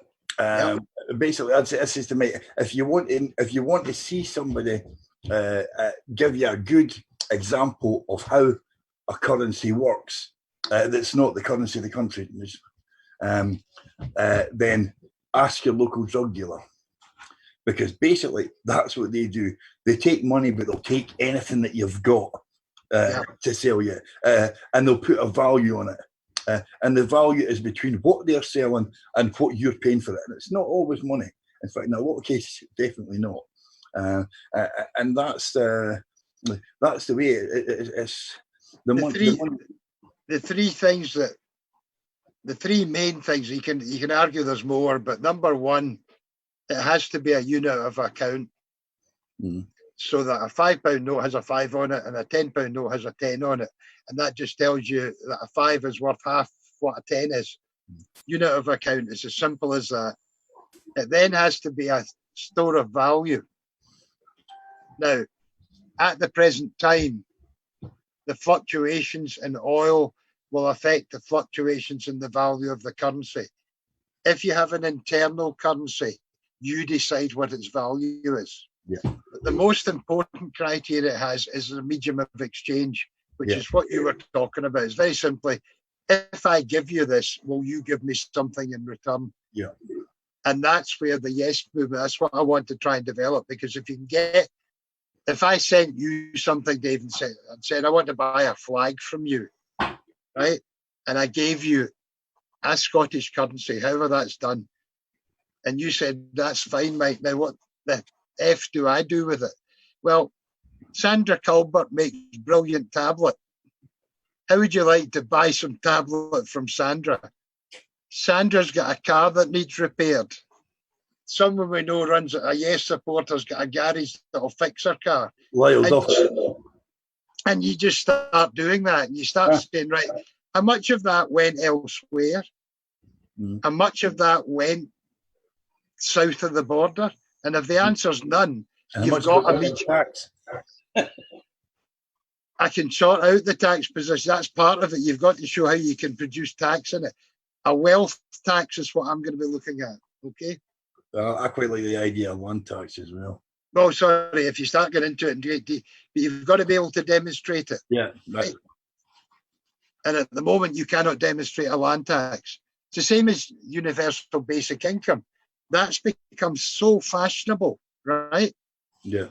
I got a devil stare from Leslie Riddoch. She was speaking at a meeting in Ardrossan, and someone raised the subject of universal basic income. And I kind of said, well, I've got kind of doubts about it.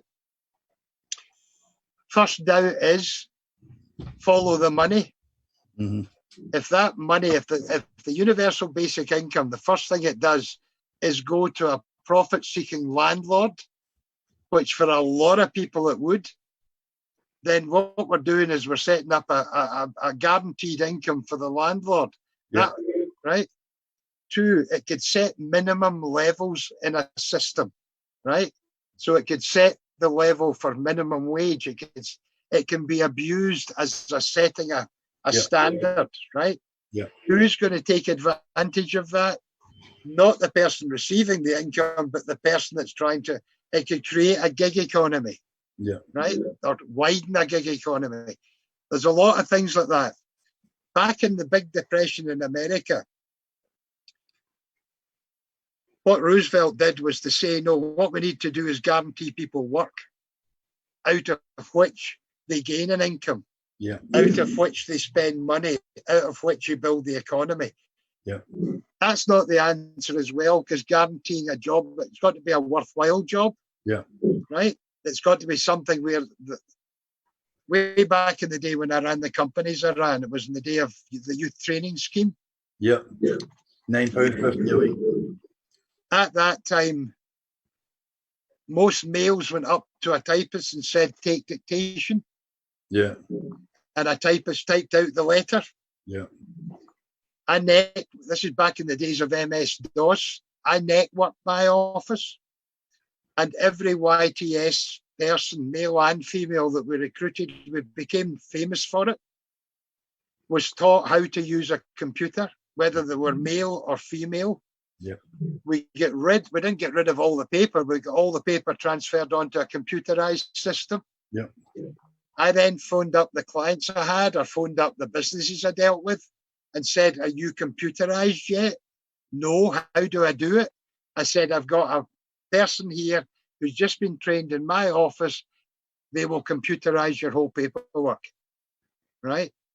I eventually, in a meeting in the House of Commons, got, funnily enough, and forgive me for this, Margaret Thatcher's parliamentary private secretary, a guy called Alison, to write to the Manpower Services Commission and say, meet with Mike Fenwick. He's got this idea about computerization. We can get the 3 million unemployed, which everyone was writing about and complaining about, down by computerizing. We can get highly educated young people skilled in computerization. Now, as you know, Dave, I can't work a TV. I asked my grandson to choose the program for me, right? It's that type of thing that we can do again. We could always put it back in MS-DOS for you. I could work on it. I've still got the computer I used to do it. With a 5 3/4-inch disc? Oh, yes, this actually was the smaller one, right? I used to, last thing at night, every night, I used to load in, I'll exaggerate the number, let's say 30 discs to download everything that was on the computer. I then did it again, and then I did it again. 30 of the discs I took home, 30 of the discs went into the safe we had in the office, and 30 of the discs went home with the PA I had. And we did that every single night. And the one peculiar thing, remember YK2? Aye. When they were all worried there was going to be a massive blowdown. Because I'd set up my own system, the one thing I had to do on New Year's Day every year was to go into the office and change the year on the calendar. Aye. So when Y2K came along and everyone was worried about it, I just read into the office, changed the year again. That was the blessing of MS-DOS. It was basic. Now, the round table, everything I'm looking at just now, I don't have a clue. I survived despite myself. Right. It's definitely, it's a whole new world. I can't keep up. I mean, this Zoom thing, you know yourself, the trouble we've had the last week or so.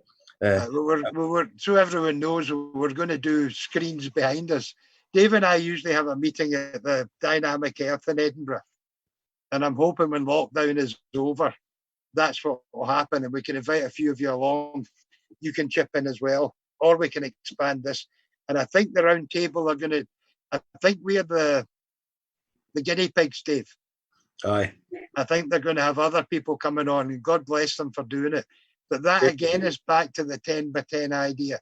How do we communicate? How do we get something done? Well, basically, it's like if you come back to the assembly thing, a wee bit about this digital covenant that everybody's looking at the bottom of the screen at the moment that we're trying to see. We hope. I think it was the 1950s the original covenant was done.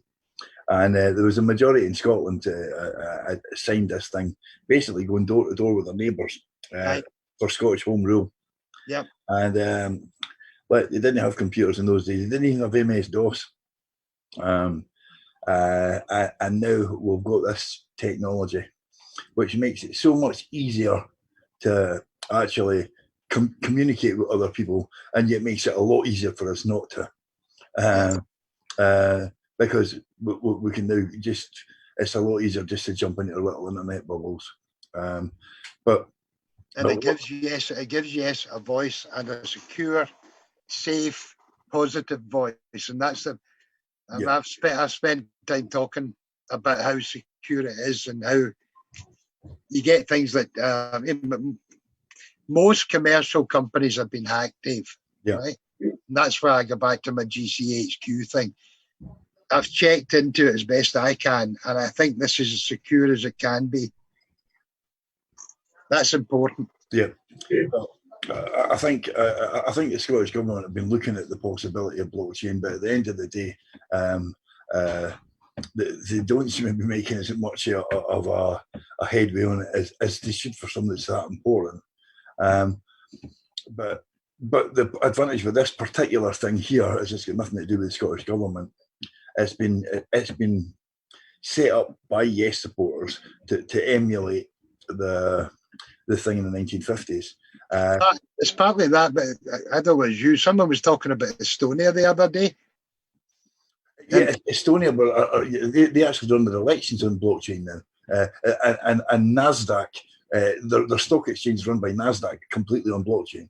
Yeah. And if it's secure enough to run for NASDAQ to run a stock exchange on, it's secure enough to vote on. It's certainly a lot more. Ruth Davidson wouldn't have the postal votes early, or Laura Kuenssberg for that matter. But this particular thing is here. The important thing is, and as I say, I'm a hypocrite this one because I've not signed this thing yet. And we're on here now trying to get you to do it. Now I've spoke to some people this morning who went on and did it. Well, that's the task you and I have. We've got to find 10 people each, right? Yep. Who are not on. I've found one, you're it. So I've only got 9 to find. He did this. He did the same thing like for the thing on the 4th of last month. He gave me the invitation and then told me I'd had to go and find 10 after he only had to find 9. All's fair in love and war, my friend. Absolutely. Of course, you've not got as much time as me, I suppose. No, there's a truth in that. I'm very, very conscious when I think back to the people I've met that aren't here any longer, Dave. Yeah. Last funeral I attended was friends in the family, and I was sitting behind Annie Wells. Right? You've got friends and family who are friends with Annie Wells. Yep. And you're then dealing with the human beings that you're dealing with. Dave, there's going to be unionists in an independent Scotland. Yeah, but there won't be Annie Wells. What they won't be is dependent on Westminster. They'll be able to have their say and play their part. I think a lot of what's going to happen in independent Scotland, I'm looking forward to it. I think it's going to be unadulterated chaos at the beginning. Yep. Right? In terms of politics, I think there's going to be so many people coming out of the woodwork. It's going to be, like a lot of other places, it's going to be a very, very much a compromised parliament. And not before time. At the end of the day, it's like I've always been in the position that absolute power corrupts absolutely, no matter who's in power. Barack Obama said at the start of his 8 years, and by the end of his 8 years, it had corrupted him as well. And at the end of the day, like now the SNP have been in for a long time, and the party's changing into something that I don't recognise anymore. But we're still all supporting Yes. Although, going back to the court case, some people are describing themselves as soft yesers. How can you be a soft supporter of independence? No, I'll go wrong again. A supporter of soft independence. What is soft independence? It's like there's no such thing as soft independence. It's either independence or it's not. It's like saying it's half dead. Takes you back to my worry about the fact that that's what Westminster will come up with, is you can have your referendum independence or soft independence. The thing is that and Nicola Sturgeon said this as well when she set her thing down, that it will be a referendum built in Scotland for Scots. Made in Scotland. And that's it's back to this. Oh, you can have it if is it? Sorry, that's not the way it should be. If we're talking about being an independent country full of independent people, then we say, look, it's got nothing to do with you. We're asserting our independence, and this is the way it's going to be done. If you don't like it by negotiation, we can do it through the United Nations. Because at the end of the day, as I say, like, you can either choose to have the United Nations Declaration, which gives every nation the right to self-determination, or you can accept the fact that we're now a de facto colony, and then under Article is it 1415, I believe. I think X1V116 for colonies. You then have the right to do it without interference of the state that you're leaving. Exactly. With that was the whole point of the Kosovo thing. I mean, the UK have recognised Kosovo. Yeah, right? Yes, they have. There's only two countries in the world don't, and that's Serbia and Spain for obvious reasons. Serbia, for the most obvious reason. But that over time, that will change as well, Dave. Yeah, but as I say, the advantage with the Kosovo thing, would actually, the only people that can actually ask for this to be done, because it wasn't the government in Kosovo that asked for it. It was a People's Council that asked for, because they couldn't ask for a decision from the United Nations. That has to be done by a country. So they asked for a preliminary thing on whether it would be looked on acceptably by the UN. And that's how they got around it. And we could do that. The Yes movement could do it. You wouldn't even have to ask the Parliament to do it. You wouldn't have to ask the First Minister to do it. You wouldn't have to ask the SNP to do it. The Yes movement themselves, if they were mandated, could ask for that to happen. That's where your assembly comes in. You need a certain number of people within the total population of Scotland who have agreed to do something. Yeah. Okay. The other way is to actually make sure that the Parliament has people elected to it who have agreed to do something. Exactly. Right? Yeah. Just going on to Estonia for a second. I spend a bit of time watching American television, political stuff. And the Prime Minister for Estonia was on Good Morning Joe, and she was talking about different things. They're setting up something in that part of Europe called the Three Seas, which is from the Estonia bit going over to the Black Sea, incorporating all of the countries there. Why are they doing that? Because their economies are slack, they need boosted. And they reckon by working together, that's where you get into recognition. I don't believe for a second, Dave, that if the Parliament of Scotland declared independence, and Nicola says we've got to have international recognition, tell me the countries that wouldn't recognise Scotland in any way, shape or form. England. Name more. The United States. Name more. The point I'm making is very simply, we were a country long before the two you've just mentioned. Yeah. Right? Yeah. The latter, which actually bordered our declaration. The whole world sings Auld Lang Syne to welcome in a new year. They're aware of bagpipes. They're aware of the Declaration of Arbroath. They've partly formed the Declaration of Independence. And that's the peculiar hypocrisy when you mention, I understand why you said America. They had to declare independence to get their freedom. And it was a UDI. Yes, absolutely. In a 5-year war. And it only cost them about 5 tons of tea. Anyway. You and I have been running for nearly 2 hours, my friend. Aye.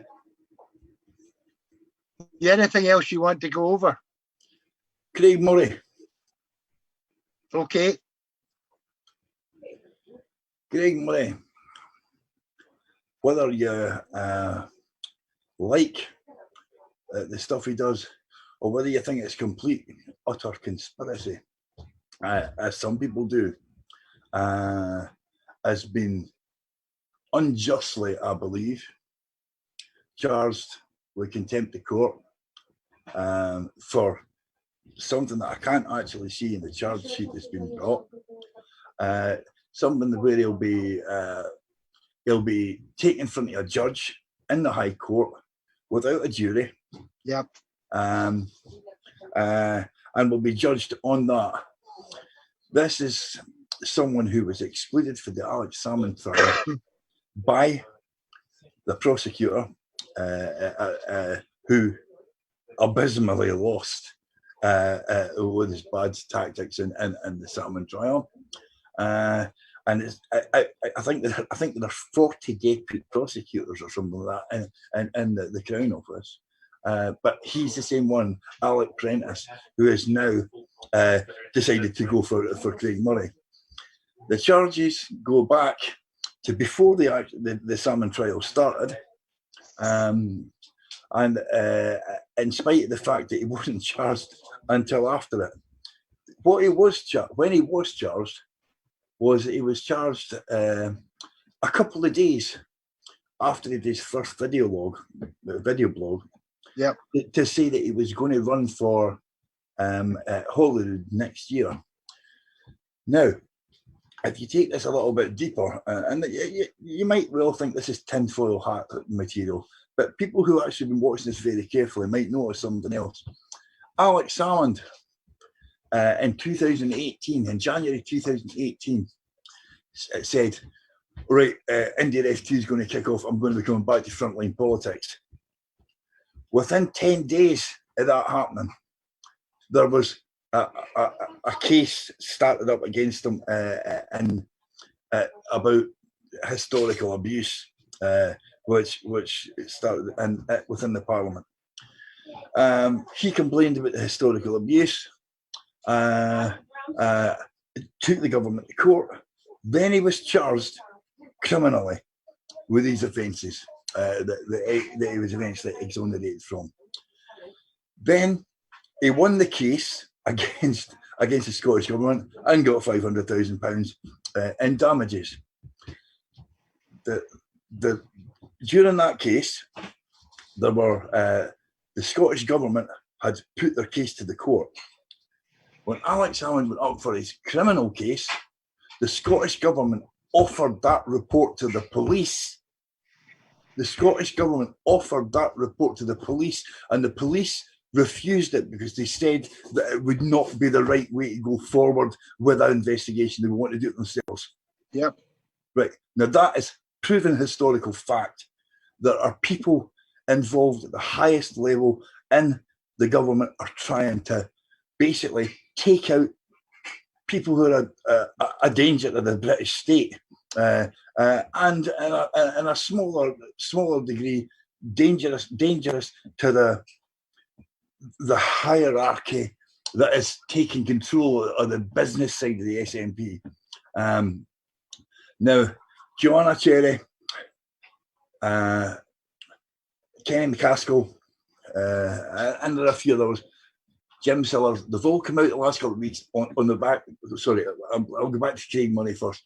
Craig Murray, a couple of days, 2 days, I think it was, after his first video blog saying that he was going to run for Parliament. Now, I don't know if Craig was going to do that himself, off his own bat. It would be very unlikely that even Craig Murray would get himself elected as an independent to the Scottish Parliament on the list system. Yeah. I think there's every possibility it may well have something to do with whatever it is that Alex doing up the road, which I'm informed is a lot. But then I've now lost my track because I went back to Craig Murray again. You've got the other people coming out. You were on to Kenny McCaskill, Jim Sillars. Over the last week, day after day, where Jim Sillars came out saying that all this stuff was going to happen, Alec was coming back. Alec was going to have his day, not in court, obviously, he's already had that. The following day, Kenny McCaskill came out and said something in a different paper. I think it was in the Scotsman. I think Jim Sillars was in the Herald. Kenny McCaskill was in the Scotsman. Following day, Kenny McCaskill was out again. Then Joanna Cherry. All the people in the Salmond side of the party have started to make comments in the press, which says to me that something's going to happen. Now, I'm worried that Craig Murray, who has been a great friend of independence, whether you agree with him or not, I know there are softer people in the independence movement like think that he's a liability. I'm sorry, I think he's a hero, and they should make a statue of the guy like after, not just for what he's done for Scottish independence, but for what he's done for human rights through his whole career. And I'm really happy to see that he's got the support for his crowdfunder to be able to make sure that he at least gets a fair hearing in the court. When you and I were talking about this earlier on this week, number one big important factor of the funds that he's already got, a large proportion of them are coming from anywhere but Scotland. Yeah, 54% of Scotland and the rest of England and the United States. Which shows you that a lot of people have got a lot of time for Craig Murray. Yeah. Because they're actually putting their money where their mouth is. Yeah. The second thing, and I'm going to try and watch how I say this, that strikes me as peculiar, and it's again something you and I discussed, but let me lead up to it. Craig Murray has been charged with contempt, right? Now that in pure terms, that's a legal term, right? I just want to use the word contempt loosely. Yeah. I live in ignorance of all the people involved, right? Yeah. I know you know them. We're not going to mention them, but I couldn't anyway because I don't know who they are. But what struck me as interesting was someone said they were at a dinner. Mm. And someone said, no, you couldn't be, right? Yeah. Now, one of those two's correct, and one of the two's wrong. Yeah. And in a court of law, someone has said something which I personally would hold in contempt, right? Yeah. I would just sit there and say, you can't go into a court of law and not tell the truth. That's the whole. Yeah. Yeah. You're not asked to tell the truth. You're asked to tell the whole truth, and you're asked to tell nothing but the truth. Assuming that, and I'm doing this irrespective of anything. Where we led on to, Dave, was the fact that eventually that goes to a jury. Okay. It doesn't go to a jury for this. It's decided. No, not the contempt. I'm back yeah. at the trial, right? Eventually, a jury has to decide between those two different versions. Yeah. Right? In some way, shape, or form. Mm-hmm. They hold the person who is accused future in their hands. Yep. I've been asked to be on a jury twice in my life. I was asked to be the jury foreman on both those occasions. And you get into the talk about corroboration and whether there is corroboration. You then get into your technical thing, I can't remember. But here's my bottom line on it. Out of this, we've got Alex Salmond on one side being attacked in the press. And on the other side, we've got a whole bundle of people who accused him, of which he was found innocent, being held to be anonymous. Yeah. And you and I had a discussion in this, and you were suggesting that both sides, the accused and the accuser, should be anonymous. Yes. I then chipped in that from my point of view, because each case will be radically different, that the jury should have the power to decide on what remains anonymous or not. After the verdict, After the verdict, right? Yep. And I say that on the basis of the experience I had being on a jury and being the jury foreman. One of the cases involved a guy who was in a barney in a pub, went back home, got a sword and came down and attacked the guy he was in a barney with. In the court, there was no corroboration of any of that. And the sheriff told us, unless you've got corroboration, you've got to vote the guy not guilty. Everyone in the jury knew the guy was guilty of doing it. It was plain. We went outside after declaring him not guilty, and a wee crowd of guys come up to me and says, "Well done, mister, you did us." It was quite funny. I learned from that. Where a jury is asked, you've got person A saying this happened, and you've got person B saying it doesn't happen, and you're adjudicating on it. Yeah. Person B, the person who said it didn't happen, isn't anonymous. Yeah. Person A who says it did happen is anonymous. And that just strikes me, if the jury have been given the decision of whether the person is guilty on judging these two people, they should carry forward one more thing, where the sheriff says that they have the right to decide. So you keep it within the parameters of law. Yeah. But what strikes me as peculiar at the moment is, you know who I'm talking about. I don't have a clue who I'm talking about, right? I don't. Yeah. Right? But I believe there's a principle involved. Yeah. That if you've gone into a court and not told the truth, you're holding the court in contempt. Yeah. You can be done for that, and there's legal terms for it. I know that, right? But what I'm doing is dealing on a generalized basis. I don't think there's people who are out lying who should not be known. I agree completely, and in particular, given the one that you actually said about the dinner at Butte House, there was evidence presented down, and don't worry, I'm not going to mention any names, but basically, the person who said that she was there at the thing that night had actually got the story of the night out of Alex Salmond's book. She wasn't there because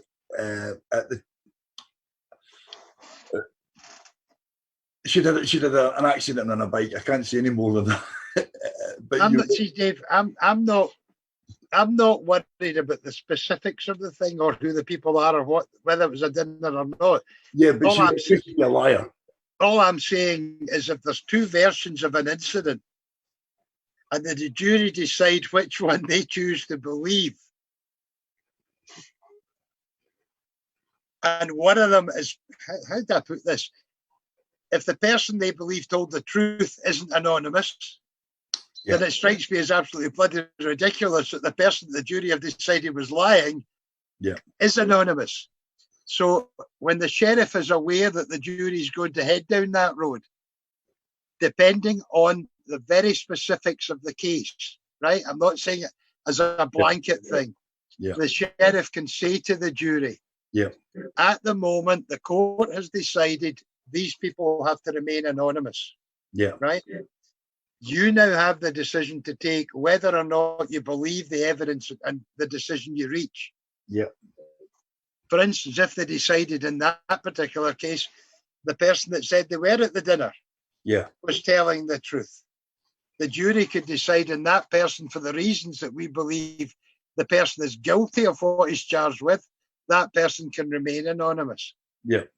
So it's sheriff dictated, jury decided.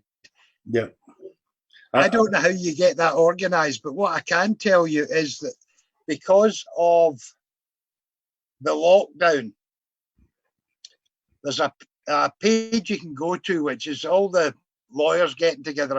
I don't want to look it up in the thing, but they're looking at the position at the moment where it may breach people's human rights if certain things are not told, right? If certain things are not brought out, if they're hidden by the government or whatever, beyond freedom of information requests. So there's a whole bundle of lawyers believe these things as well, which takes you back to Joanna Cherry saying you can't have your king, whatever it is, ruling in the parliament. You've got to adhere to the normal process. Those are things, again, where someone did something and didn't let it happen. Well, if you go back to the thing you were just saying there before you go on about Joanna Cherry, it's like the at the moment what people will say is, oh, but if you actually make it possible that the people will be outed if they're not believed, people will not come forward with rape allegations or sexual offence allegations.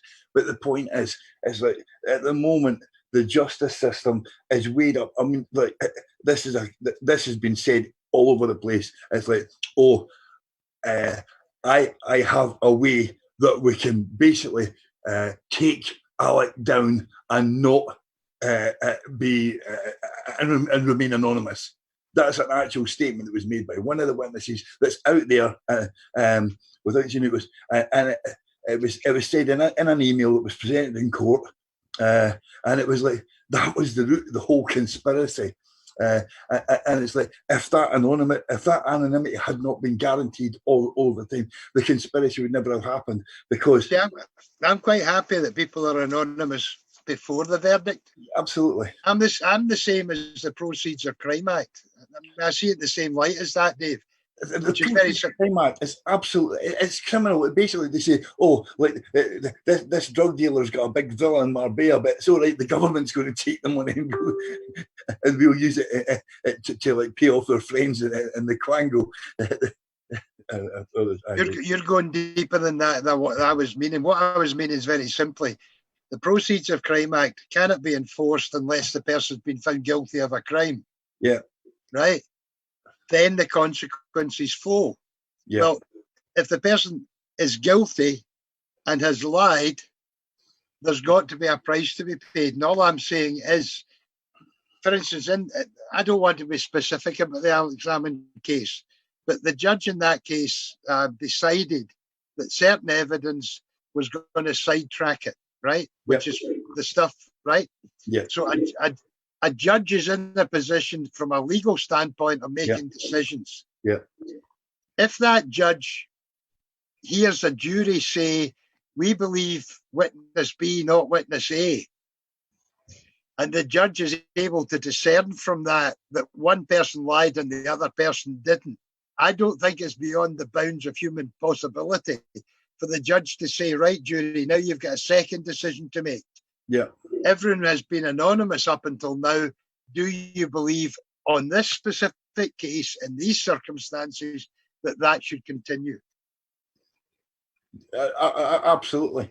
And particularly, going back to the Salmond case on it, but there was one particular witness in that thing who I agree should be anonymous for life because it had something to do with something before, but it had already been dealt with. And for one other person who refused to get into the conspiracy by joining the WhatsApp group, and I believe their anonymity should be protected as well. But as I say, that's something for after independence. But that's something that needs to be changed through the legal system. And I'm going to be pushing for that heavy. See, I've got no doubt at all that when you're dealing with something like this is where I would agree that people that are talking in rape cases, that anonymity is important. I think that's crucial, but only up until the verdict's been decided. Yeah. And if it's the case that someone has been deliberately flouting the law, holding the court in contempt, costing all the money that's involved in this, the fact that they should be preserved anonymous strikes me as just weird. It's criminal. It should be criminal. It's weird.